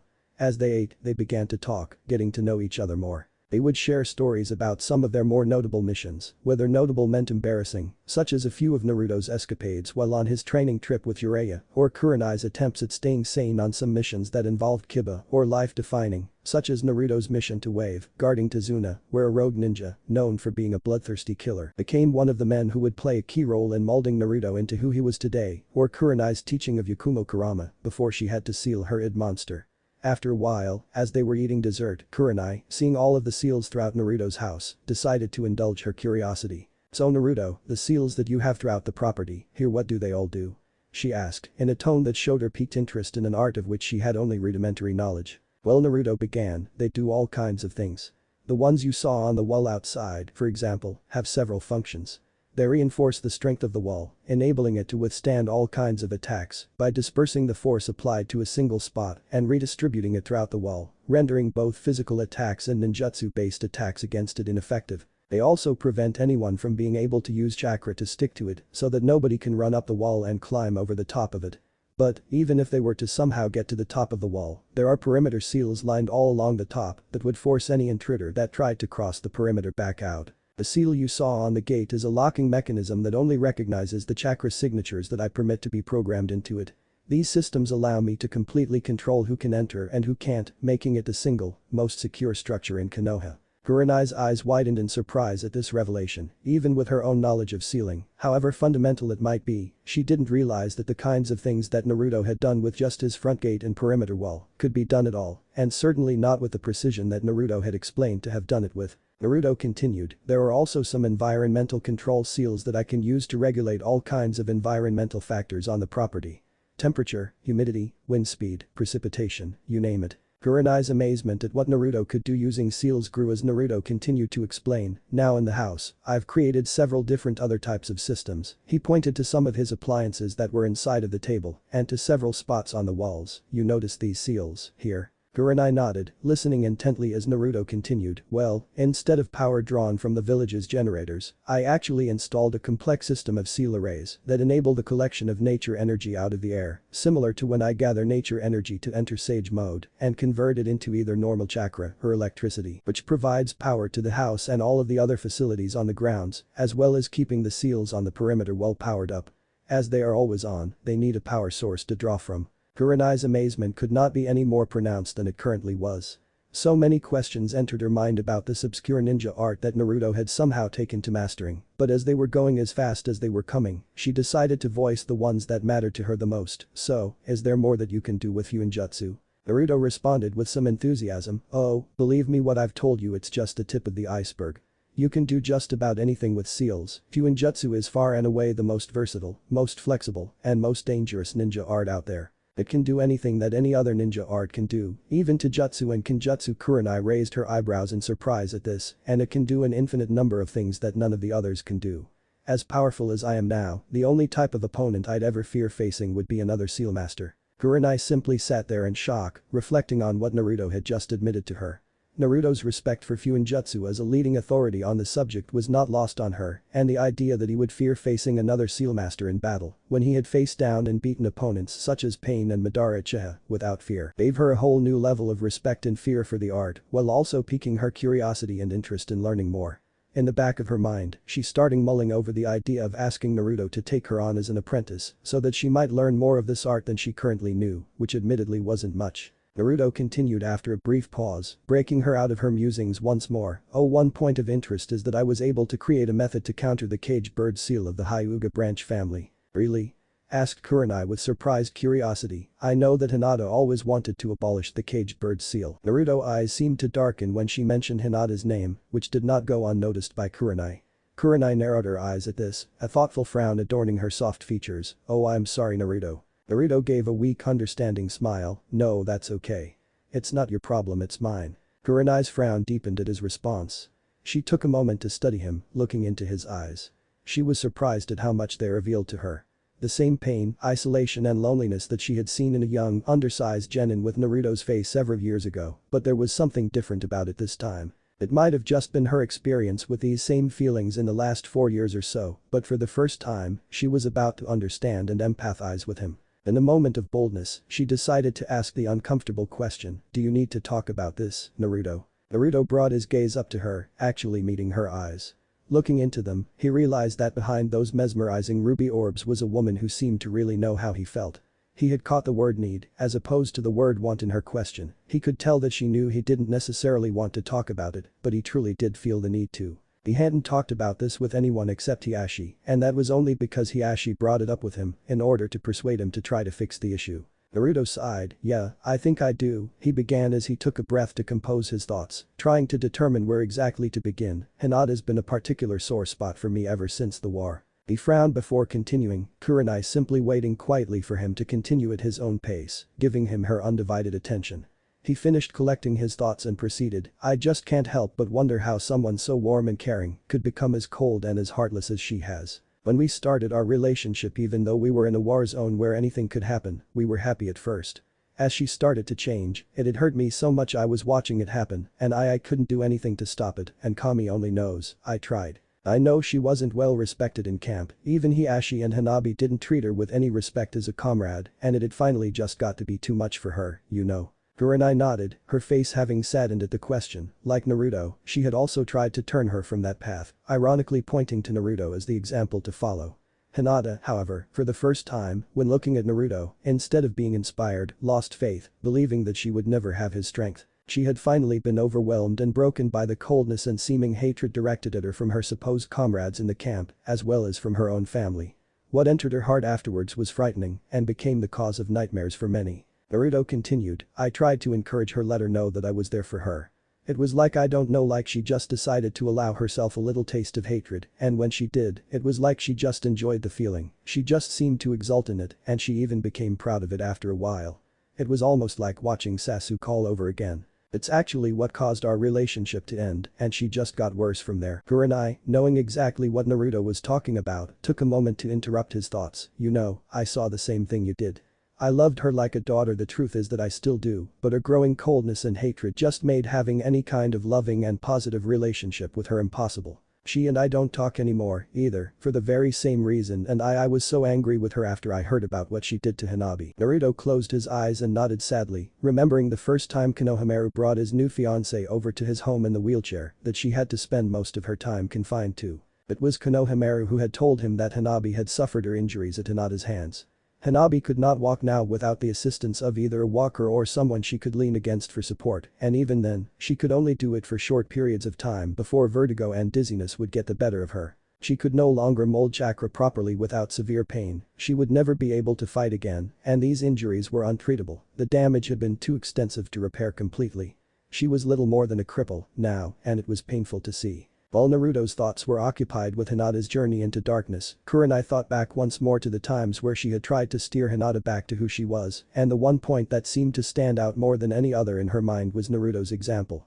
This brought her thoughts to the times that she had watched a tall blonde whose company she was now enjoying. She remembered watching his fight with Kiba in their first Chunin exam preliminaries, completely writing Naruto off as the loser in the fight, only to watch as, beaten, battered and bloody, he continued to stand back up, again and again and again. He just would not stay down, and in the end, he won the fight, shocking everyone there except Kakashi and, strangely enough, Asuma, now that she thought about it. Even in retrospect of his victory against Kiba, she, along with almost everyone else in the stadium at the final round a month later, had written Naruto off once more as someone who didn't stand a chance, only to be proven wrong again. How many other instances could she point to? Naruto had believed in Kurenai as a sensei at a time where Kurenai couldn't even believe in herself. Naruto was able to help Kurenai's estranged student Yakumo to overcome her own inner demon. In effect, it was Naruto who brought her and her team back together, while at the same time playing an instrumental role in healing the damaged bond between Kurenai and her first apprentice. Then there was the fight against pain. She was indoors, sedated in the medical ward, having just miscarried her and Asuma's child due to being hit by falling debris, but she had heard about the fight mostly from Sakura and Hinata, and listening as the rest of the village confirmed what she had been told. Naruto had defeated an opponent who had not only never lost a battle, but whom the Hokage herself could not touch. She had seen Naruto around a few times after that, but it was always in passing. Even with his random outbursts of hyperactive joy, he never looked truly happy to her, even being worshipped as a hero, the only exception being when he and Hinata first decided to become involved with each other, and even that was short-lived as Hinata's descent into hatred and callousness began. Through it all, whether he was labeled as the village pariah, the village idiot, or the village hero, he always had the same look in his eyes, the same look he had right now.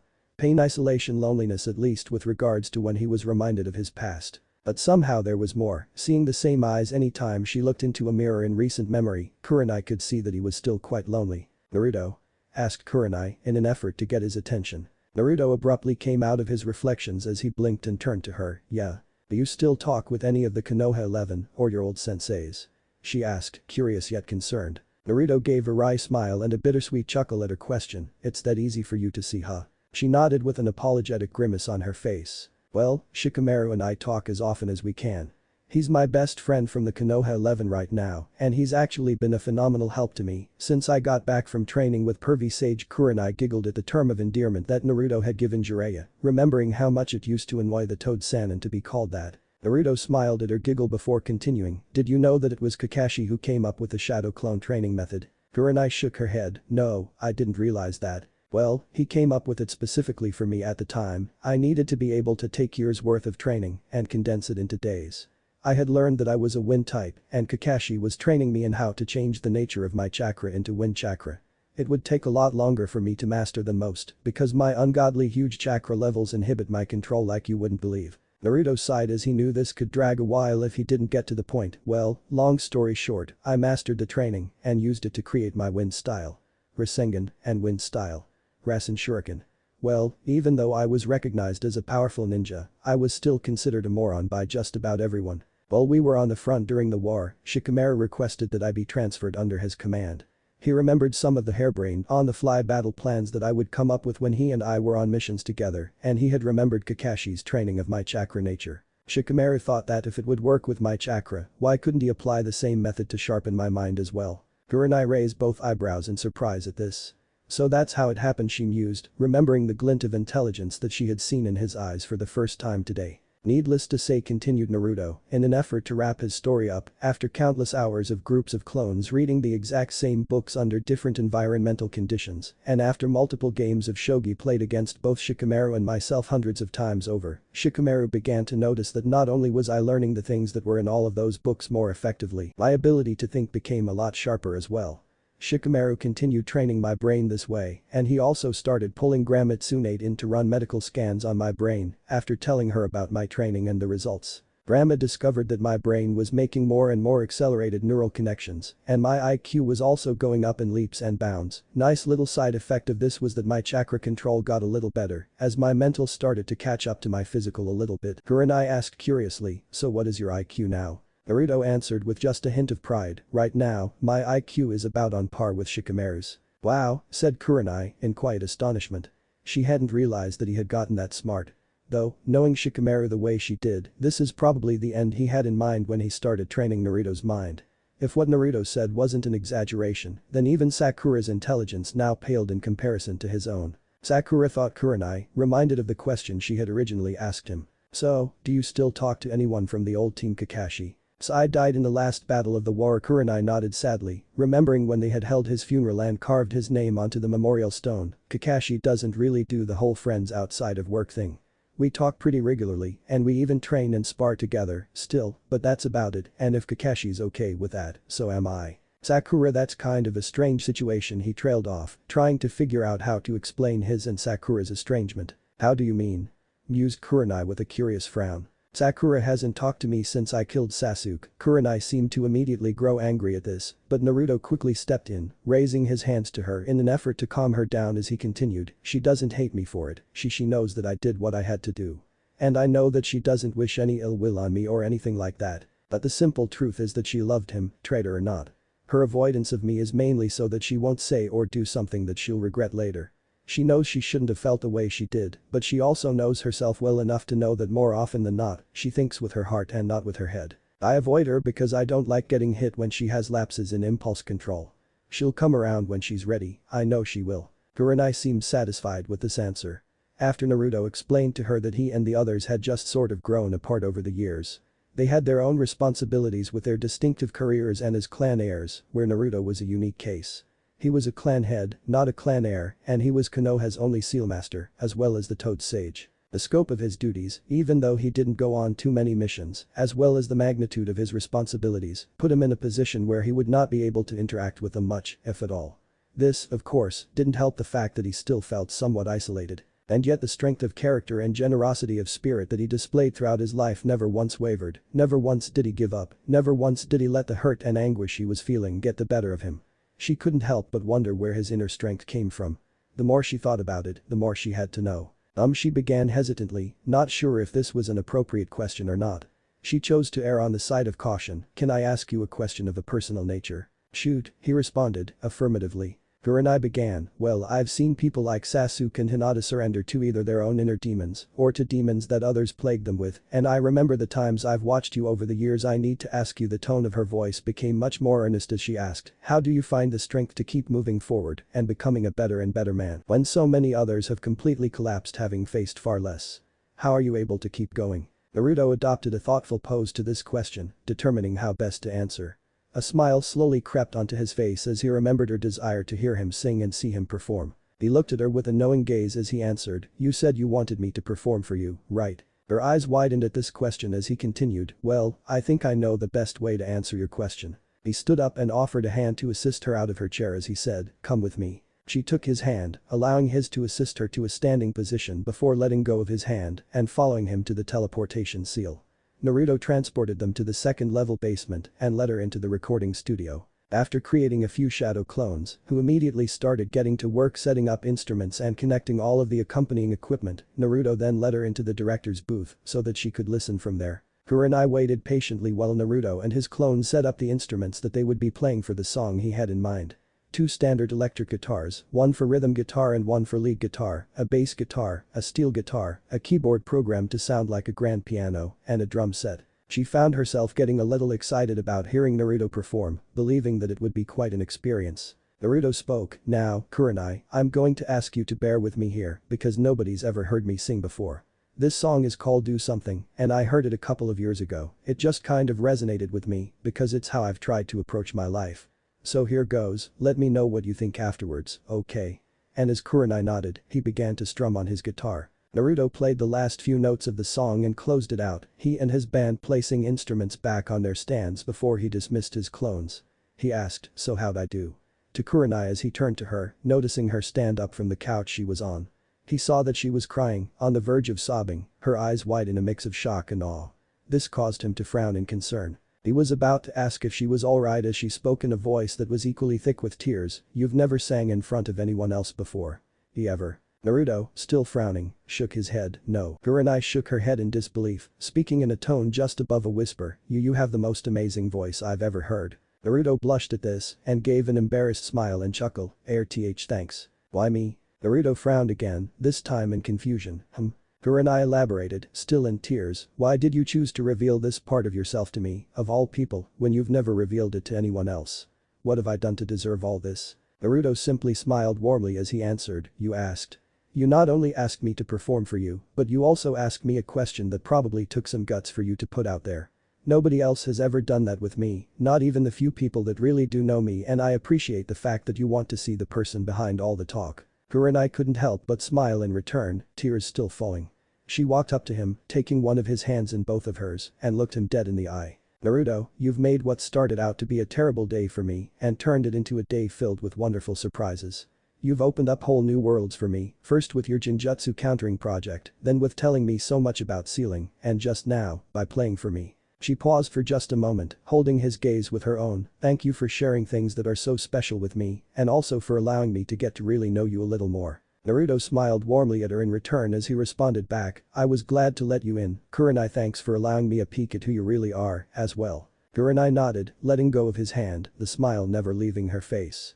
She was reminded of her desire to learn sealing, so she asked, You're already doing so much for me, but I was wondering if you maybe wouldn't mind taking me on as an apprentice and teaching me Fuinjutsu." Naruto's eyes lit up at this, much to Kurenai's delight. Never before had anyone shown any degree of interest in Fuinjutsu that would merit learning from him. With a wide grin, he exclaimed enthusiastically, "I'd be glad and honored to.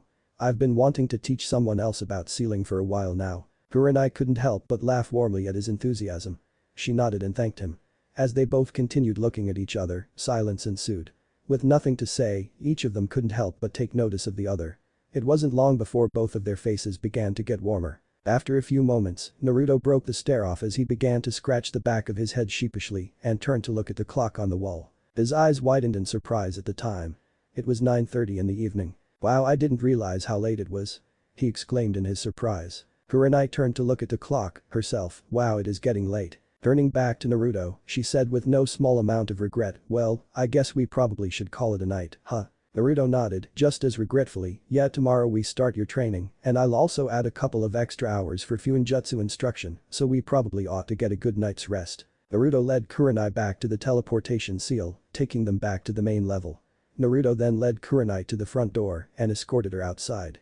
Kurenai gasped in surprise once more as the marble walkway began to illuminate before the pair making their way to the front gate of the grounds, Naruto unsealing the gates, allowing them to open so that Kurenai could exit the property. "Ever the gentleman?" Naruto asked, "Might I escort you home?" Kurenai shook her head, "No thank you, Naruto.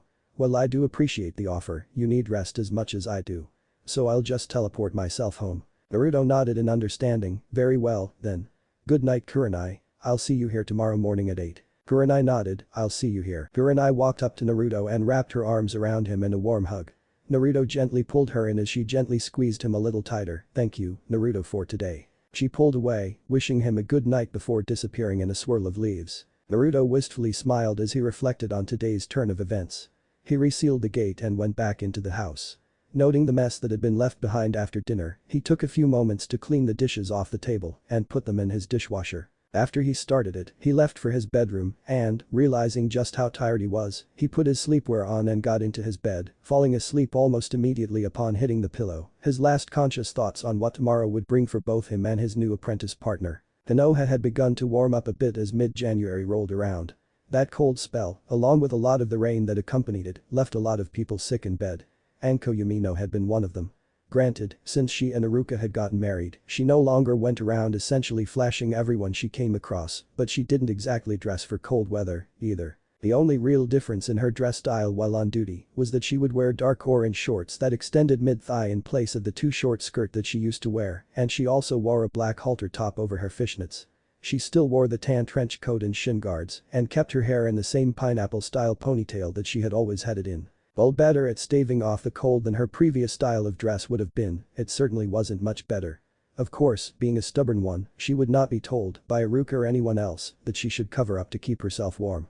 When that flu bug hit her, she spent every moment in bed wishing she had heeded her husband. But that was in the past, and she had happier things to occupy her thoughts with right now. Anko had been pleasantly surprised when her best friend Kurenai invited her to lunch a couple of days ago. It had been so long since the two of them had really spent quality time together or talked about anything significant that Anko sometimes felt that the two of them were drifting apart and that it bothered her. So, when Kurenai invited her to her favorite restaurant for lunch and girl time, she happily accepted. Anko was currently sitting at her personal table in her culinary haven, the Dango Pit, waiting for Kurenai to show up. She didn't have to wait for long as Kurenai walked in. She was wearing the same smile she had on when she first caught up with Anko and invited her to lunch. The fact that Kurenai was smiling at all these days struck Anko as a bit out of the ordinary, but to see her wearing it now as well. She was curious as to what would make Kurenai this happy when for the last 4 years or so, happiness had been nothing more than an abstract idea to the woman.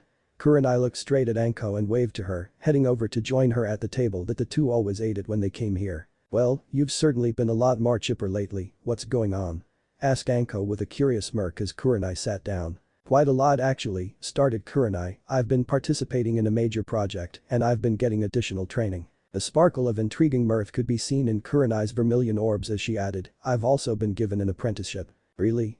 Asked Anko, now even more intrigued. Come on, don't keep me in suspense, here. Tell me about it all. What brought all this on? Kurenai began to recall the tale. Well, it started last week, you know what I always do on that day. Anko nodded and narrowed her eyes, focusing on Kurenai as she told her story. Kurenai continued, well, everything started pretty much the same way as it did during the previous 3 years. This time, though, luck would have it that it rained rather hard that day, and it was also one of the colder days of this cold spell that we just got out of. I was wearing pretty much what you see me in now. Kurenai brought her hands up and moved them over herself to indicate the bandage dress that she was currently wearing before proceeding, and I felt that if I were to go home to get some rain gear, that I just wouldn't be able to get back out there, so I decided to take my chances. It started raining after I was at the cemetery, and I was there for a good solid hour or more.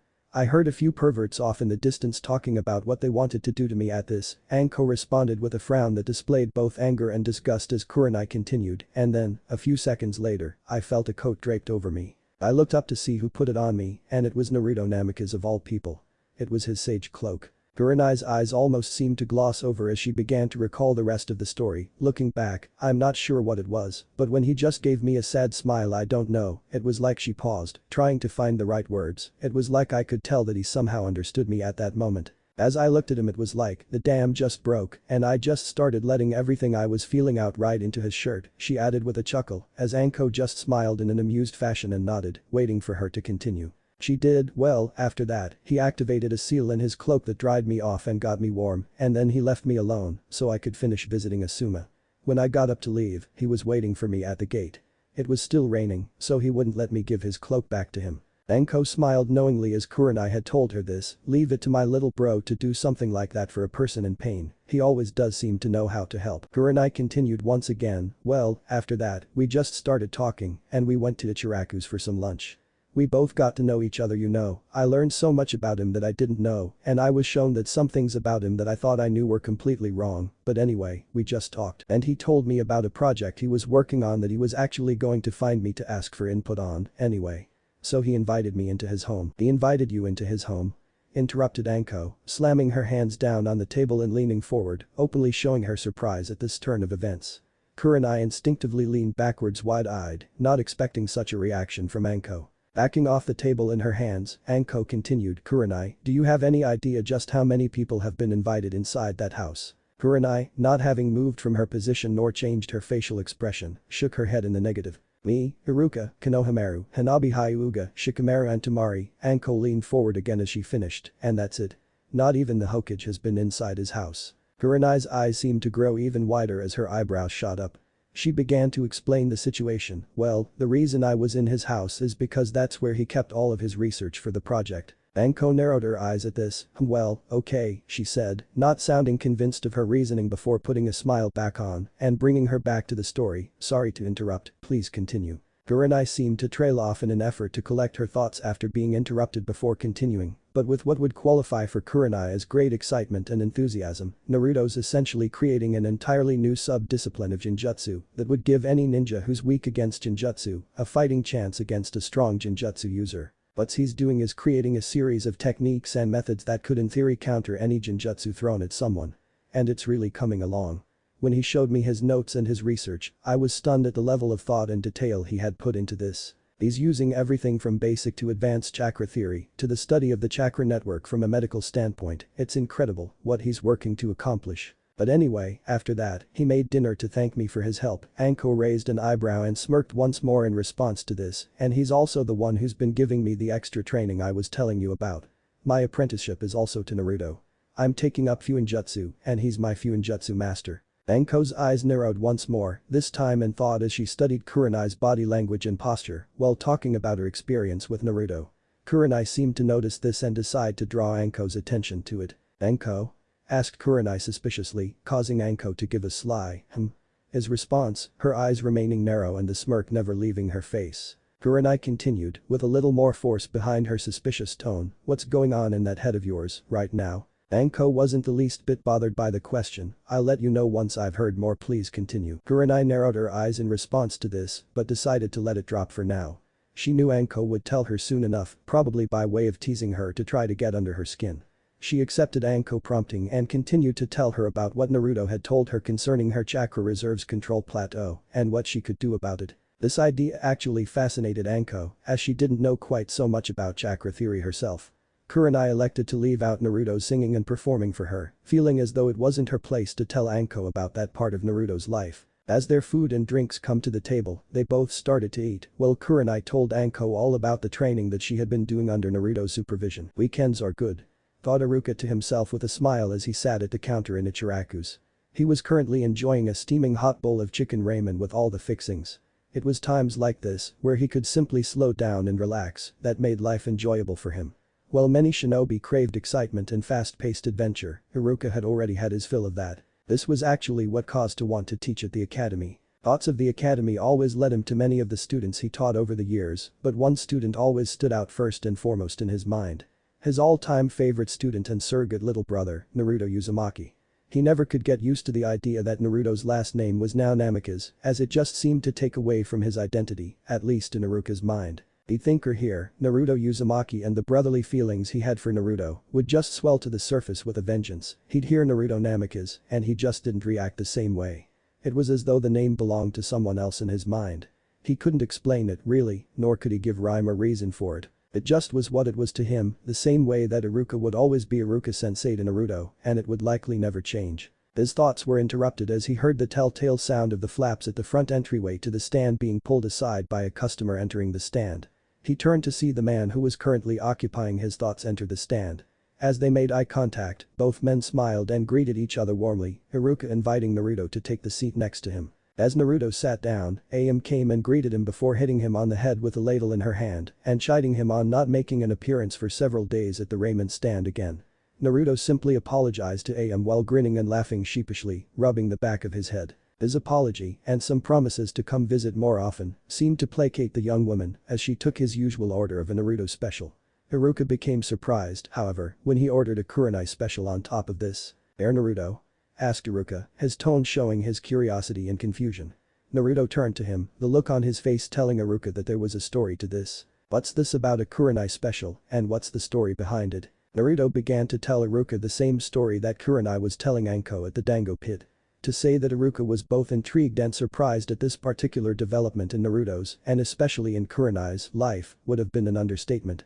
Of course, not having the same teasing nature that his wife did, his reaction was a little different, as were the questions he started to ask. "You know, Naruto, it seems to me that you've taken a rather strong liking to Kurenai," said Iruka in his direct, yet non-judgmental way. Naruto responded in a manner indicating that he didn't feel teased or threatened in the least by his statement. "I don't know, Iruka-sensei.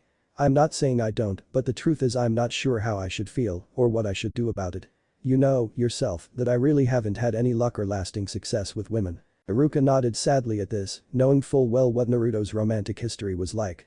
He remembered how Sakura used to abuse him over the most unimportant things, or simply for the sake of her own annoyance. He also recalled when she would later try to use his feelings for her in an effort to try to bring Sasuke Uchiha back to the village, or to even deter him from pursuing Sasuke any further. Iruka also knew that Naruto and Sakura didn't talk these days after he had killed Sasuke in battle, and only gave each other a small smile, and either a curt nod or a quick wave, when they ran across each other in the village. Immediately after this, both would turn and walk in opposite directions to avoid further interaction. Iruka's reflections took a slightly darker turn after this, as he recalled what Naruto had told him about his short-lived relationship with Hinata Hyuga. On occasion, he had seen Hinata out and about in the village, usually with a contingent of Hyuga branch members in tow to act as bodyguards attendants.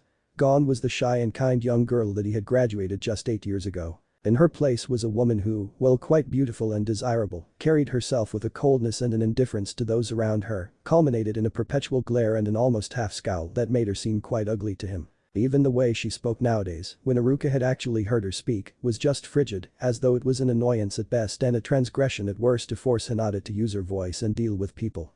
Even Lord Hiashi hadn't been like this when dealing with those in the village. He had been rather arrogant and aloof, for certain, but he wasn't heartless the way Hinata had seemed to become. Iruka finally responded to Naruto's comment. "Yeah, I do know what you mean, Naruto. Iruka adopted a firm expression that Naruto often saw on his face when in his classroom, the expression that Iruka adopted when he wanted Naruto to pay particularly close attention to him. Seeing that Iruka had Naruto's attention, he continued, "But I also don't think that you should let that stop you from pursuing something or someone that could potentially be very good for you." "Easier said than done, sensei," responded Naruto with seeming indifference. "I know," said Iruka, who did know what Naruto was saying. Iruka continued, "Naruto, you trust me, right?" To which he received an apprehensive nod from the tall blonde, as this question usually preceded a topic of discussion that could be rather uncomfortable for him. Naruto was proved right in his assumption as Iruka followed with, "Then I want you to tell me something. What exactly is keeping you from exploring this? And I want to hear it all, not just the pat answer." Naruto, having been about to give him the pat answer, closed his mouth and collected his thoughts. When he was done, he simply stared down toward the counter and answered Iruka, "I guess a lot of things. My fear of what might happen in light of my own history with women is a small part of it, but there's more to it than that. I mean, this is Kurenai Yuhi we're talking about here. And while I know now that she's not the ice queen that she's been made out to be, she's 14 years older than me, I might as well be a kid to her. And on top of that, I don't want to do anything that will make her feel uncomfortable or uneasy with me. I mean, I know how to behave like a gentleman and I try very hard to be one, but at the same time, I've never been in a relationship that's lasted for any significant length of time. I wouldn't know how to be a good partner to anyone. But there's also the fact that she suffered through her own pain as well, and I certainly don't want to add to that, inadvertently or otherwise." Naruto turned his attention back to Iruka. "I guess it all boils down to the fact that I feel that I don't have anything to offer her that she would need.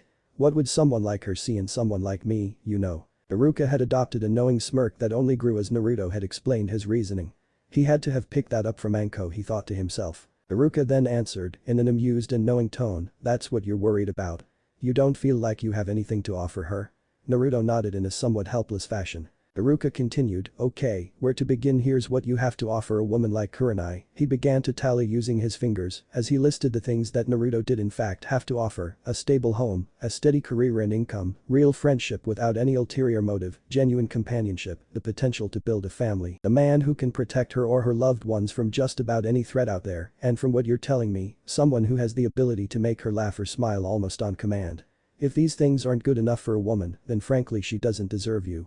"He's right, Naruto," came the voice of Tucci who, with AM, had started listening with interest to the two, "and from what I saw when the two of you were last in here, I don't think that a potential future with her is really that far-fetched." AM added, "That's true, Naruto. I think you might have a very good thing within reach. And even if things don't necessarily go the way you'd like, at least you went for it, and I think with the kind of person Kurenai seems to be, you wouldn't be any worse off for trying." Naruto still seemed to be a bit uneasy at the possibility of pursuing anything further at this point. Sensing his unease the way only a woman could, AM added, "Naruto, nobody's saying you have to jump into the deep end headfirst. If you're that nervous, just be friends with her for now and pay a little attention to the signals she sends. If you don't know how to interpret them, you can come to me and I can tell you what they mean, okay?" Iruka and Tucci both nodded in agreement, impressed at the wisdom of AM's suggestion. This also seemed to ease Naruto quite a bit as well, as he visibly relaxed at AM's advice and her offer to help him navigate through the waters of female subtlety that most men often found very treacherous. Naruto smiled and nodded in gratitude to the three of them. "Thanks, guys. I really appreciate the advice and I think I'll do what you suggested, AM." AM smiled warmly and nodded, "That's what your real friends are here for, buddy." Gucci and AM both took their leave of the pair to go take some other orders and also to prepare Iruka's and Naruto's own meals for them. As they waited, Iruka continued in an effort to keep making conversation, "So, tell me about Kurenai's apprenticeship and about the training you two have been doing." Naruto's eyes lit up at this as he began to recount the past week of training and work that he and Kurenai had been doing. Naruto, or more accurately, Naruto's shadow clone, was making his way to Grandma Tsunade's office to give his creator's report and make his request. He had just left his boss as the original Naruto had gone into Ikaku's to grab some lunch. He thought he heard Iruka's voice come from the stand, and as much as he would have liked to say hi to Iruka-sensei himself, he was created at his boss's leisure for his boss's purposes. Sometimes being a shadow clone really sucked. "Yeah, I hope you enjoy your time slacking off while making me do all your dirty work, you jerk," he thought bitterly as he made his way to talk to the Hokage. As he walked down the road, the villagers all smiled and waved to him as they normally did. He, in turn, greeted them back as he continued on his way. For some reason, a leisurely stroll to the Hokage's office just felt kind of nice right now. It had nothing to do with the fact that he would have to dispel the moment he was finished with his business in Tsunade's office. Not at all. He thankfully only crossed paths with two fangirls on his way to the Hokage Tower, politely turning both away and continuing forward. Well, it could certainly have been worse. He thought as he remembered the occasional stampede of fangirls that he used to have to outrun and even flash away from on occasion. Granted, he didn't have to deal with stampedes anymore, but the occasional fangirl or group of fangirls was still a major pain in his backside. He had finally arrived at the Hokage Tower and began to make his way up the winding staircase to the level where Tsunade's office was located. As he entered the reception area, he saw Shizune at her station happily, a little too happily in his opinion, preparing several 3-foot-high piles of paperwork for Tsunade to read through and complete. "Shizune, I really hope those aren't for me," said Naruto, already beginning to feel that there were certain things about being Hokage that he would find very distasteful. Shizune looked up and smiled at seeing her current visitor. "Oh hey Naruto. No, don't worry, these required Tsunade's signature directly, you have nothing to worry about, at least not from any of these piles." "Good to know," he replied, knowing that Tsunade would use training for the office of Hokage as a convenient excuse to slough some of her paperwork onto Naruto. Well, it was good training for him, she had a tendency to make him do more than he should have had to at this point. Although, it was this little problem that helped Naruto to find the perfect solution. Send a shadow clone to Tsunade's office on the days where he was being trained for Hokage duties. This gave him an even more brilliant flash of inspiration. He could use many shadow clones at once to get paperwork done more quickly. Of course he had made it a point not to do this because he knew that Tsunade would just give him more and more of her responsibilities and paperwork while she could sit back and drink to her heart's content. He decided very early that she was not going to do that to him and that he would wait until he actually was Hokage before using that little trick of his. Tsunade might hate his guts for a little while for not sharing that little tidbit with her, but Naruto knew her far too well to believe that she would use it herself instead of making him do it all. Naruto brought himself back to the task at hand, asking playfully, "So, is the old bat in?" Shizune mock glared at him for the way he addressed her mentor as she responded with mock anger, "Yes, she is. Let me see if the Lady Hokage is available." She rolled her eyes as she rose from her desk to knock on Tsunade's door. Naruto gave a low chuckle as she walked by. Shizune knocked on Swan's door and upon being prompted, she opened the door, announcing to Tsunade that Naruto was there. After a few seconds, Shizune closed the door. Turning to Naruto, her mock glare and mock angry tone back in full force, but this time with a seemingly playful smirk as well, she said to him, "The old bat will see you now." Naruto smirked right back at her. He thanked her and then approached the door of Tsunade's office, grabbing the handle and pulling it open. He entered and made his presence known. "Good afternoon, Lady Hokage." Tsunade raised an eyebrow and narrowed her eyes at him, asking suspiciously, "You're a shadow clone, aren't you?" Naruto began to sweat a little as he responded, How did you know? You didn't make any jabs at my age or make any comments that might cause me to attack you. I would therefore draw the conclusion that you don't want me to do anything that would cause you to dispel." Naruto sighed in resignation, "Okay, you got me. I'm a clone." Tsunade gave a satisfied smirk as though she'd just pulled one over on Naruto, even if only in her own mind, before continuing, "Now that that's settled, why exactly are you here on Naruto's day off?" Naruto adopted an all-business posture before answering this question, for two reasons. One, to inform you of a couple of projects I've taken up and a few ninjutsu apprentice that I've recently taken on, and two, to commission an extended A-rank mission for Kurenai Yuhi's services. If she had been satisfied before it having gotten one over on Naruto, she was now floored and feeling as though Naruto had just gotten 5 over on her. Schooling her features as best she could, she posed a question, "Why exactly are you commissioning an A-rank mission as a client? And why Kurenai, specifically?" Naruto answered her in his all-business tone, "That will be made clear as I tell you about the other reason I'm here." Naruto then proceeded to tell her of his training and work with Kurenai over the past week. The day following Kurenai's encounter with Naruto in Konoha Cemetery, Kurenai was at the cast iron gate that allowed entry into the Namikaze estate at 8 AM sharp, just as they had arranged, so that they could have some breakfast and begin training. As soon as she walked up, the gate opened itself, revealing Naruto in front of her. "Good morning," he greeted her cheerfully. "Good morning," she greeted in response with a smile of her own as she entered the estate. Naruto led her to the house so that they could have breakfast. He led her to the dining room where he served her a typical shinobi breakfast of rice, fish and roasted pork, with water, fruit juice and green tea. Having already assembled his own plate, he took the place next to her and both of them began eating. As they ate, Naruto began his lessons to Kurenai so as to make the best use of time. "Okay," he began, his voice taking on a rather Iruka-like character as he entered teacher mode, "while we get ready for today's training, I want to go a little more into chakra theory and application, as far as it applies to how I'm going to train you. with a frown of concentration on her face, indicating that she was paying close attention to what he was saying. She nodded in understanding as he continued, "You already have a very good grasp on what chakra is and how it can be universally applied, honed and fine-tuned, so we'll skip all that. What I do want to cover, though, is the importance of training chakra reserves and control through as many methods as possible, and in all of the ninja arts we use, not just the arts that we specialize in." Kurenai nodded again, her frown deepening as she remembered her mistake in only focusing on Jinjutsu.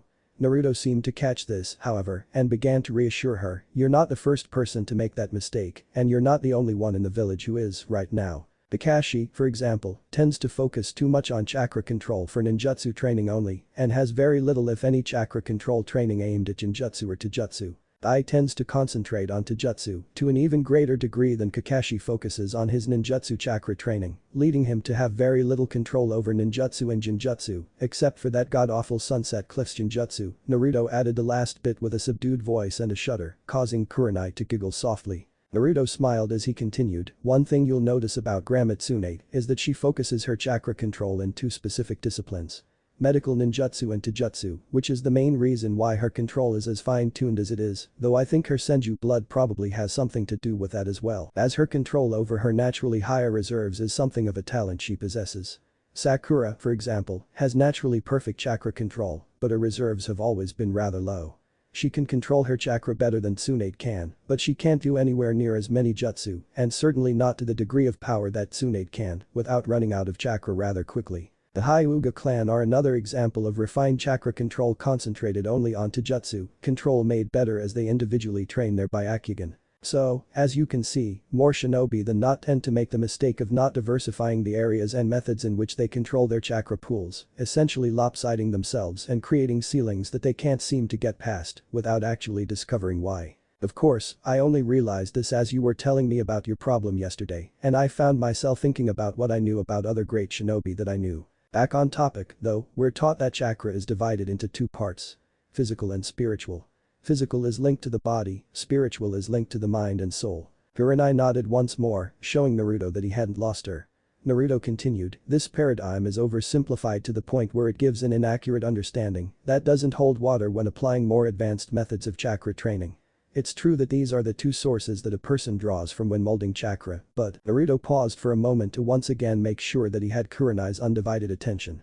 Kurenai, sensing the importance of what he was about to say, nodded for him to continue, making sure to note what he said. Naruto continued, "Upon seeing this, there is a lot more to advanced chakra training than simply molding physical and spiritual energies into the appropriate quantities, as I shall now list the concepts that I've observed are important.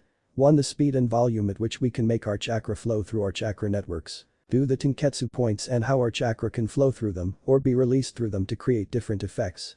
3. The innate feel of our own chakra signatures and how they feel different from other chakra signatures. 4. And this one is primarily geared towards ninjutsu, but it can be applied to the other ninja arts as well, the nature and shape of the chakra that we wish to mold after we've mixed the two base energies together in the appropriate quantities and the different effects that this has, both in how the shape and nature of the chakra behave and in how effective they are when performing specific jutsu. These are the things I've managed to observe so far, but I'm sure that's only the tip of the iceberg." Kurenai just sat there in rapt attention, fascinated by his exposition on chakra theory. Seeing that he was done for now, she decided to venture a question: "How exactly did you discover all of this?" Naruto smiled, pleased at her interest in learning more about this subject, as he answered, "Well, a lot of it was just from instances where I can remember people explaining certain jutsu to me. Remember when Niji and I fought in our first Chunin exam finals?" Kurenai nodded in response, recalling the event. Naruto continued, "Well, during the course of that fight, he explained to me how his 8 trigrams rotation technique worked. He basically releases equal amounts of chakra through all 361 of his tenketsu points simultaneously. Only the Byakugan allows for the degree of concentration required to be able to do this. The degree of chakra control that Niji possesses that's geared towards the gentle fist is probably on par with the chakra control that you have towards Jinjutsu, and yet Niji has no Jinjutsu to really speak of in his arsenal. Another example of lopsided chakra control. Another case in point. Kakashi. His chakra control over ninjutsu is almost unparalleled in the ninja world, and it's probably outstripped only by mine. Again, going back specifically to changes in chakra shape and changes in chakra nature, these are the building blocks to all advanced and specialized ninjutsu. Even if he can't do them all himself, Kakashi knows how to train all of the basic changes in chakra nature. fire, water, earth, lightning and wind. It was Kakashi who trained me in wind chakra manipulation, even though I've never seen the man use a single wind-style jutsu. Greater and greater levels of understanding flashed in Kurenai's eyes as she continued to listen to Naruto's lecture. Thinking about it now, in light of what Naruto had just said to her, she could think of countless numbers of examples where these ideas proved themselves true.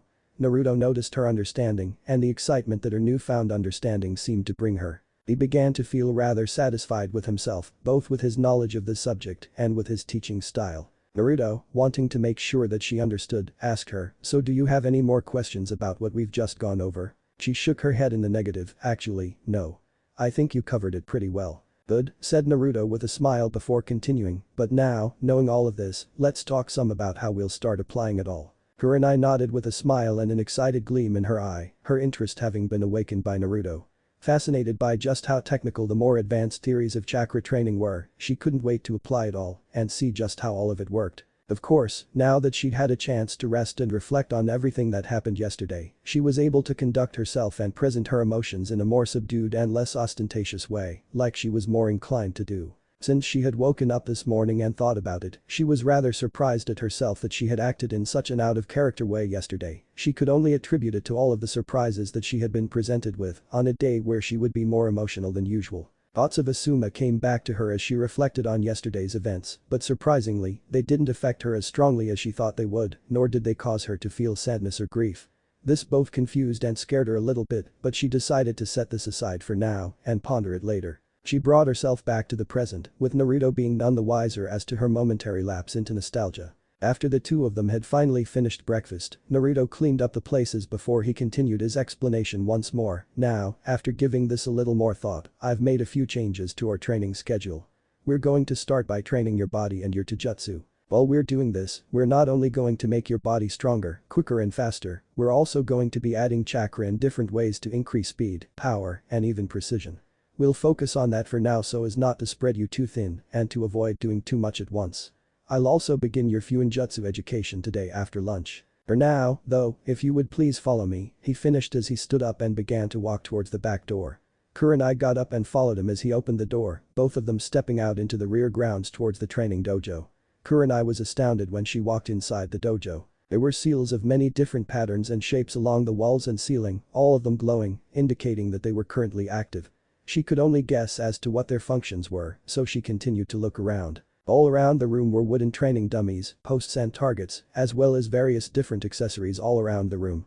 High-quality chakra weight devices, bracelets, ankle braces, and even belts to add weight to a person's center of gravity, kettlebells of various degrees of weight, chakra-enhanced wrist grips in order to enhance grip and grappling strength, as well as pull-up bars, floor mats, weighted balls and other devices for core and abdominal training, and even ropes that hung from the ceiling. Kurenai raised an eyebrow at this. Naruto, noticing her confusion, looked at where she was staring and began to explain, "These ropes are frictionless. They're used to enhance chakra control while enhancing muscular control and strength at the same time. Come here, I'll show you." And with that, he gestured to her to follow him and take a closer look at the ropes. When she did, she was close enough to see what appeared to be tiny seals etched into the fibers of the rope. Naruto pointed them out to her and explained them, "You see two different patterns here. This first array," he pointed to one of the patterns on the rope, "helps to preserve the integrity of the fibers of the rope because the seals themselves would flay as the fibers of the rope do. They stop that from happening. This array, here," he pointed to another pattern, "is what takes friction away from the rope. See?"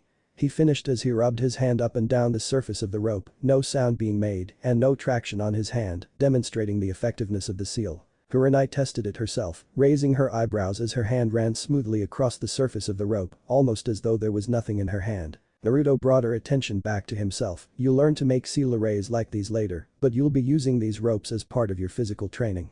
I'll demonstrate them later. Now, come on, I want to assess your physical capabilities," he finished, gesturing for her to once again follow him, while he went to one corner of the room and grabbed some gear that looked to be a different color and shape than the rest of the gear in there. Kurenai followed on his heels while he did this, stopping when he stopped. After Naruto had collected the gear he needed, he turned around and asked her to put the gear on.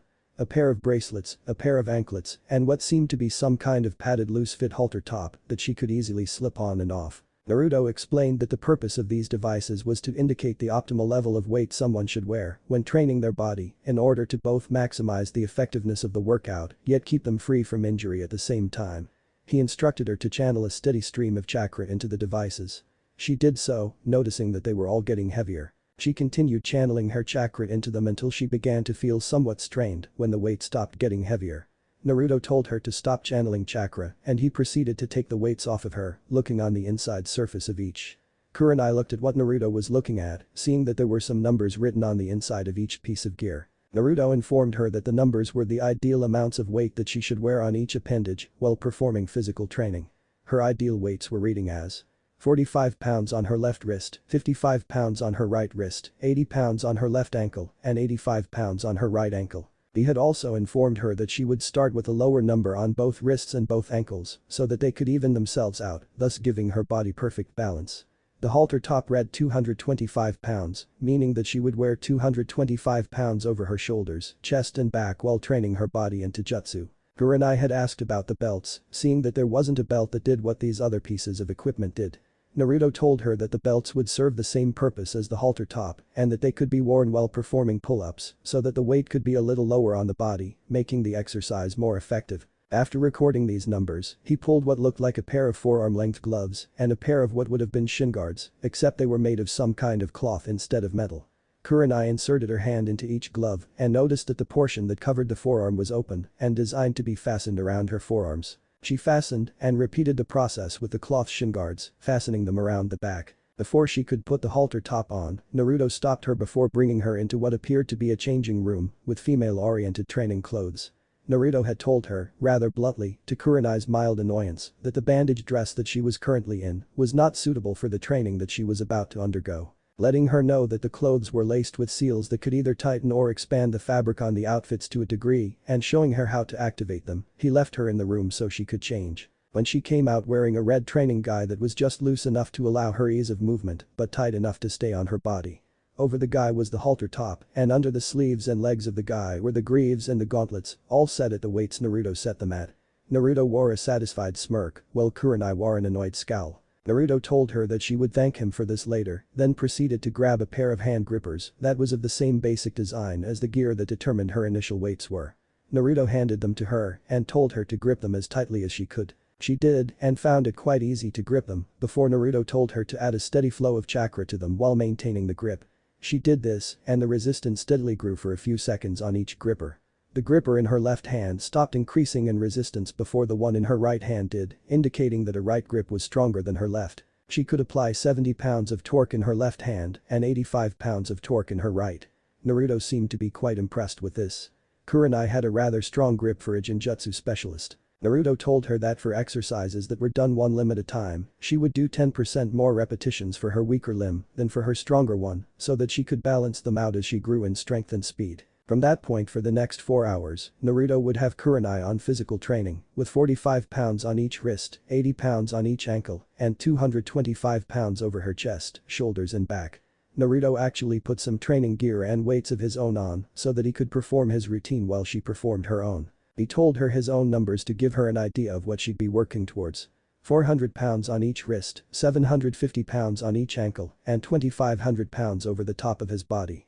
Of course, Naruto had to do this using resistance and gravity seals so that he wouldn't create craters in the ground as he was moving. He did have over 2 tons of weight dispersed throughout his body, after all. Her routine was 300 standard push UPS 200 handstand push UPS 200 fingertip push UPS 200 laps around the borders of the Namikaze estate, including running over the lake using her chakra .400 SID UPS 200 pull UPS 800 SQATS 101 arm pull-ups, with her right ARM 110 one-arm pull-ups, with her left ARM 401 legged squats, with her right LEG 441 legged squats, with her left LEG 101 arm fingertip push-ups with her right ARM 110 one-arm fingertip push-ups with her left arm. His routine was 1000 standard push UPS 800 handstand push UPS 800 laps around the borders of the Namikaze estate, including running over the lake, using his chakra .200 SID UPS 1000 pull UPS 2500 SQATS 501 arm pull-ups, with each ARM 1001 legged squats, with each LEG 501 arm fingertip push-ups with each arm. After 3 hours, Kurenai finished with her routine, as compared to Naruto's 2.5 hours, and also left her breathing a lot heavier than him. Naruto told her, to her horror and extreme consternation, that they were not yet done. Seeing her getting steadily more angry, he reminded her that she was doing this to round herself out and ultimately overcome her own chakra ceiling. Bearing this in mind, though that didn't stop her from grumbling under her breath, she followed Naruto back into the dojo, where they began to use the training dummies and posts to perform Taijutsu-related exercises. Kurenai's Taijutsu routine, which she repeated 10 times, was 200 punches with her right hand, 220 punches with her left hand, 200 kicks with her right leg, 220 kicks with her left leg. Naruto's Taijutsu routine, which he repeated 15 times, was 600 punches with each hand, 600 kicks with each leg. Both finished these routines at about the same time before cooling down with some stretching. Kurenai, still angry with Naruto, decided to give him a piece of her mind. She was a sight to see. Panting hard, face flushed with exertion, hair disheveled and sticking to her forehead, sweat pouring down her face and drenching her guy, glaring at him while pointing in his direction, pausing between each word spoken through clenched teeth, gasping between each word, "You are evil." Naruto tried very hard not to laugh at this.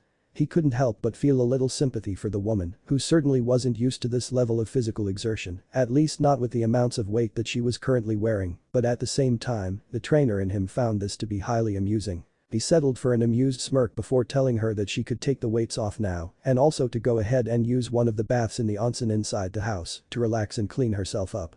She took off her gear and put it all away before leaving in a huff for the changing room to gather the clothes she came in and leave for the onsen. Naruto himself, not having worked up much of a sweat, decided to start on lunch for the pair, while Kurenai was allowing the tension and soreness that was starting to come on to be relieved at least somewhat by the hot mineral-induced water in Naruto's private springs. Naruto couldn't help but think with some amusement, I wonder how she'll react when we start adding harder exercises into the routine, as he prepared lunch over the kitchen counter. Lunch was a stir-fry of chicken and mixed vegetables over rice, making sure that there was an overly generous portion of chicken so that the extra protein would allow for faster muscle recovery.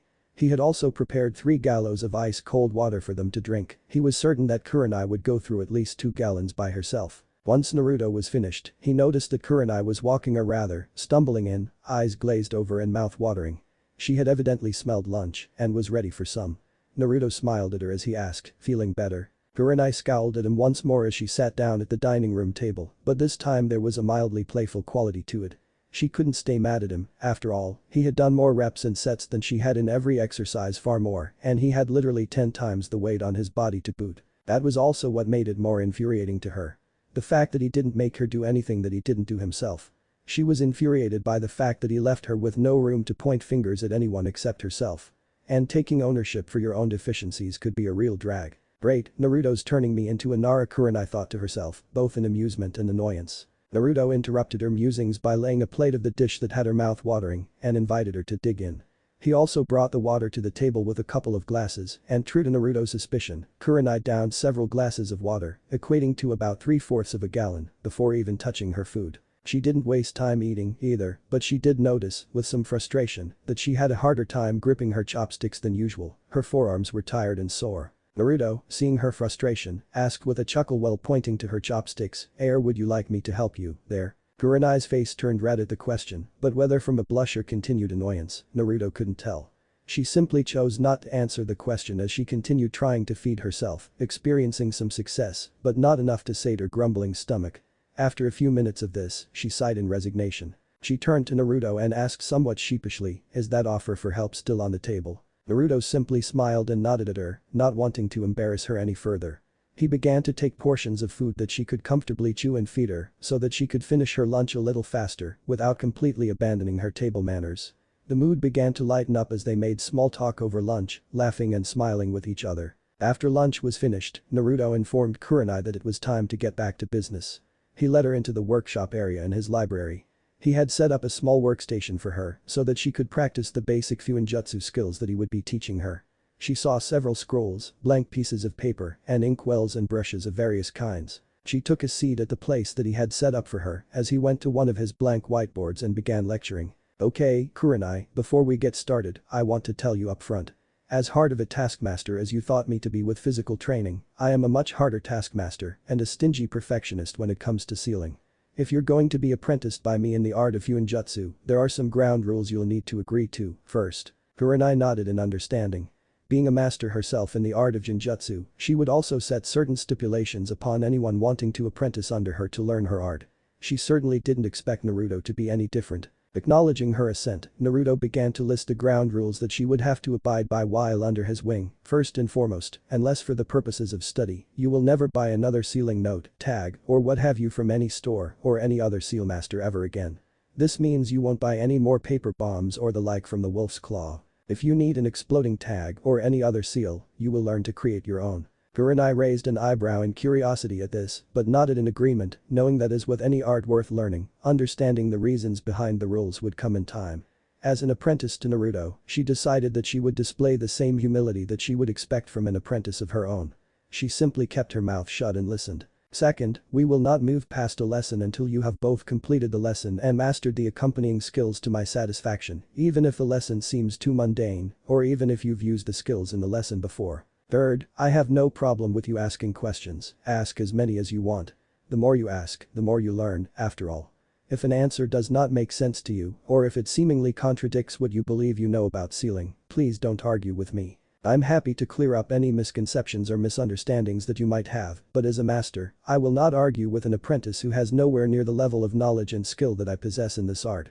Do you have a problem with any of these ground rules? Not at all, responded Kurenai as she shook her head. I would expect similar behavior from anyone apprenticing under me in Genjutsu. Well, good, then. Naruto replied with some enthusiasm, now that that's out of the way, let's get started, shall we? Naruto went on to explain to Kurenai exactly what Fuinjutsu was, as well as give her some of the fundamental ideas and terms that most modern-day Fuinjutsu experts used. He would have said Fuinjutsu masters as well, but at present, there was one known living Fuinjutsu master in all of the elemental nations, and his name happened to be Naruto Namikaze. By the time he was finished with his lecture on basic Fuinjutsu 1, he started Kurenai on some basic calligraphy and seal drawing exercises. She began to object at first before Naruto reminded her of the ground rules, at which she promptly complied without further complaint. Of course, after comparing her seal drawing to Naruto's own, she could see where he had adequate cause for making her perform this exercise. This is how it went for the rest of the week. 4 hours of physical training and taijutsu, followed by lunch, followed by 4 more hours of seal drawing practice until Naruto was satisfied. Kurenai found that Naruto wasn't kidding when he had said that he was a stingy perfectionist when it came to sealing. He criticized her work up and down, sometimes to the point of almost making her lose her cool, but the one saving grace she found about him was that not only did he point out her flaws, he took the time to offer help and advice on how to correct them. He also mentioned that with each day, the more she applied his advice, the better her seal painting skills became, although they were still not to Naruto's standard, which she would continue to find annoying, but as an apprentice to her master, she kept her peace and continued the painstaking work of perfecting her seal writing and painting technique. Around day 4, Kurenai was also starting to add chakra into her muscles as she performed her exercises and into the points of her hands and feet that made contact when she threw punches and kicks. In addition to the exercises getting easier, she did notice that her chakra reserves were getting noticeably larger and her chakra control was getting better at the same time. She was finally starting to overcome her plateau. Naruto also helped Kurenai to blend several different taijutsu moves into a style that would work to her strengths. Fast blows and counter blows where she could add power when needed, but most of which involved quick movements, relying on her not staying still for too long. Most of the moves and attacks of her new style were circular in nature, as she seemed to prefer moving and attacking in arcs and curves, as opposed to throwing strikes straight in. Naruto continued to help her build on this taijutsu style, actually finding himself excited about the time when they'd be adding ninjutsu or a weapon into this style of hers. At the end of the week, Naruto showed her his test plan for the Genjutsu countering project. After looking it over, Kurenai approved of what she had seen, seeing that it was thorough enough to run a sufficient number of trials and probably get enough feedback from it to know what, if any, additional tests would need to be included. They would begin running their first clinical trials in 2 days' time. And the Genjutsu countering project is why I want to commission Kurenai's services. I want to make sure that she not only remains free to help me, but I want to continue training her as well, said Naruto, finishing his explanation to Tsunade. Well, so long as you can pay for the mission you're requesting, I have no objection. How long will you need her services for? Asked the blonde Hokage. 6 months minimum, maybe longer, depending on how this project goes. If I need more time, I can continue to pay for an extended A rank mission at the rate you're currently charging. Tsunade's eyebrows shot up in shock at this. Brad, do you realize just how much an extended A rank mission costs?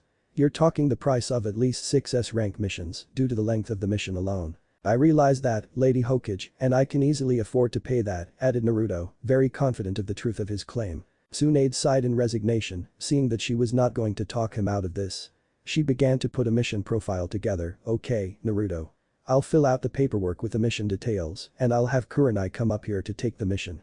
Is there anything else? Naruto simply smiled. Nope, that's about it. Tsunade nodded before adding, I'll agree to this because the money is needed by the village right now, but I have a condition.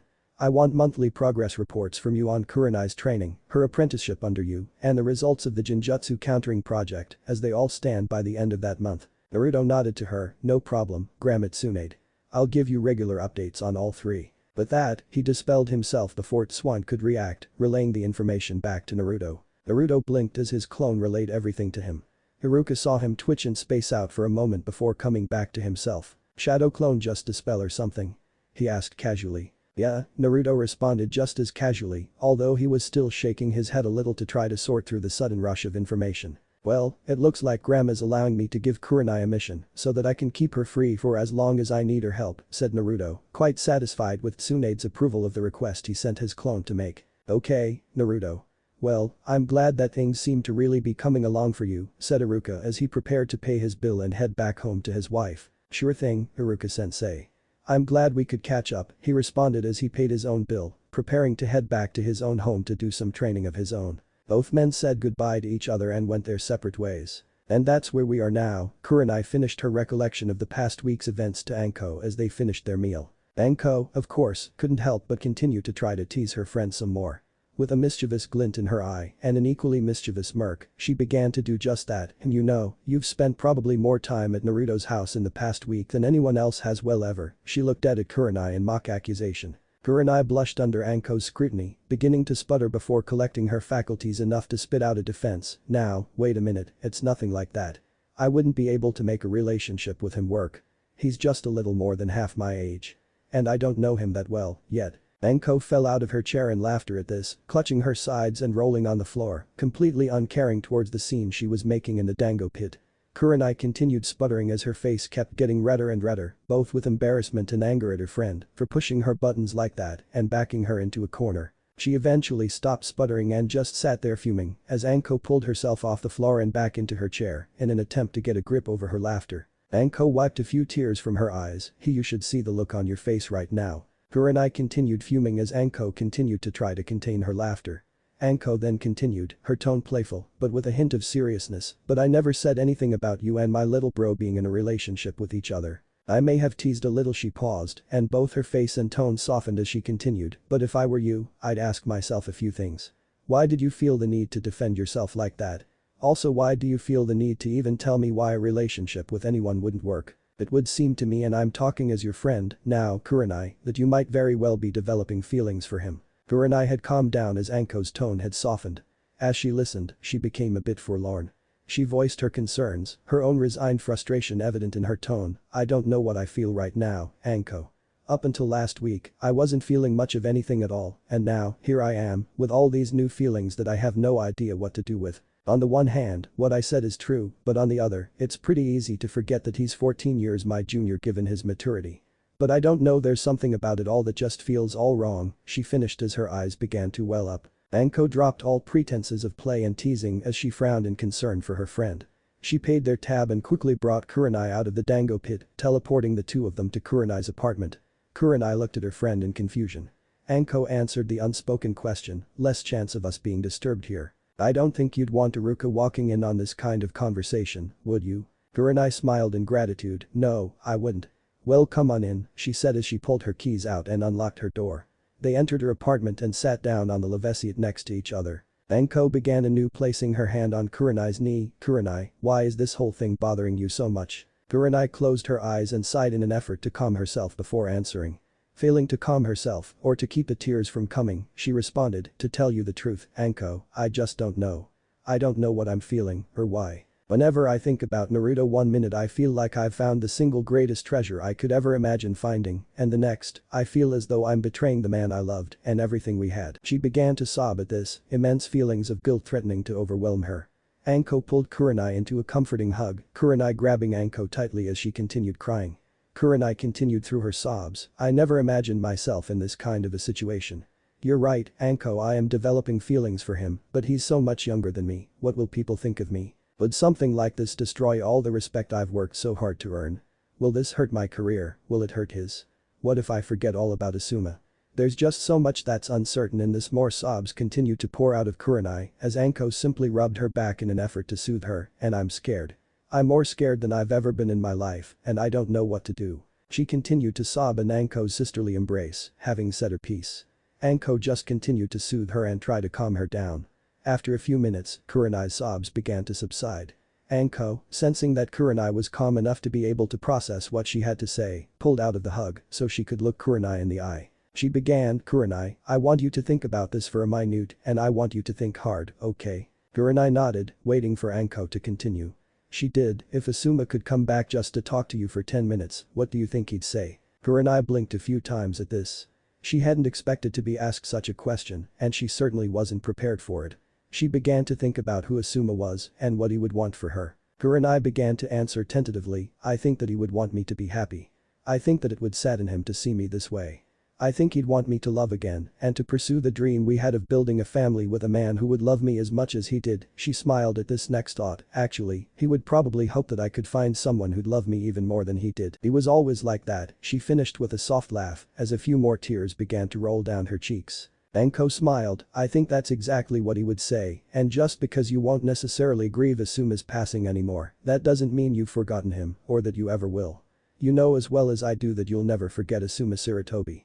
But you do need to free yourself enough, if not to love, then at least to live. Kurenai, any man that you might eventually get involved with, whether it's Naruto or not, they're not going to replace Asuma. I can't speak for anyone else, but I can tell you that Naruto wouldn't want to replace him.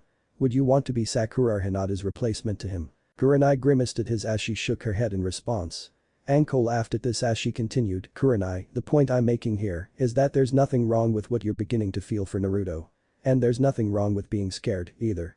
The situation is kind of unusual, but that doesn't mean that it can't become something amazing and wonderful. Believe me, as well as I know Naruto Namikaze, you could do a whole lot worse. And in my opinion, you'd be rather hard-pressed to do better." Kurenai smiled at Anko, feeling very reassured, "And yet thanks Anko. I'm still a bit scared, but..." Anko smiled and continued to reassure her friend, "Kurenai, there's no pressure for you to do anything right now. If you're unsure about what you want to do, put off doing anything until you are sure. This whatever it is you and Naruto have right now, neither of you forced this at all, it just kind of fell into your laps. Let this take its course at its own pace and just enjoy the ride for now. If something more is meant to happen, well, life just has a way of making that clear, you know what I mean." Kurenai smiled and nodded, understanding exactly what she was saying. She hugged Anko, this time in gratitude. "You're right, Anko. I don't have to do anything I'm not ready to do," Kurenai said, resolved that she at least knew she didn't have to make a decision one way or another right now. Anko broke the hug and stood up, preparing to leave. She gave Kurenai that playful grin that she knew all too well. "Well, my work here's done.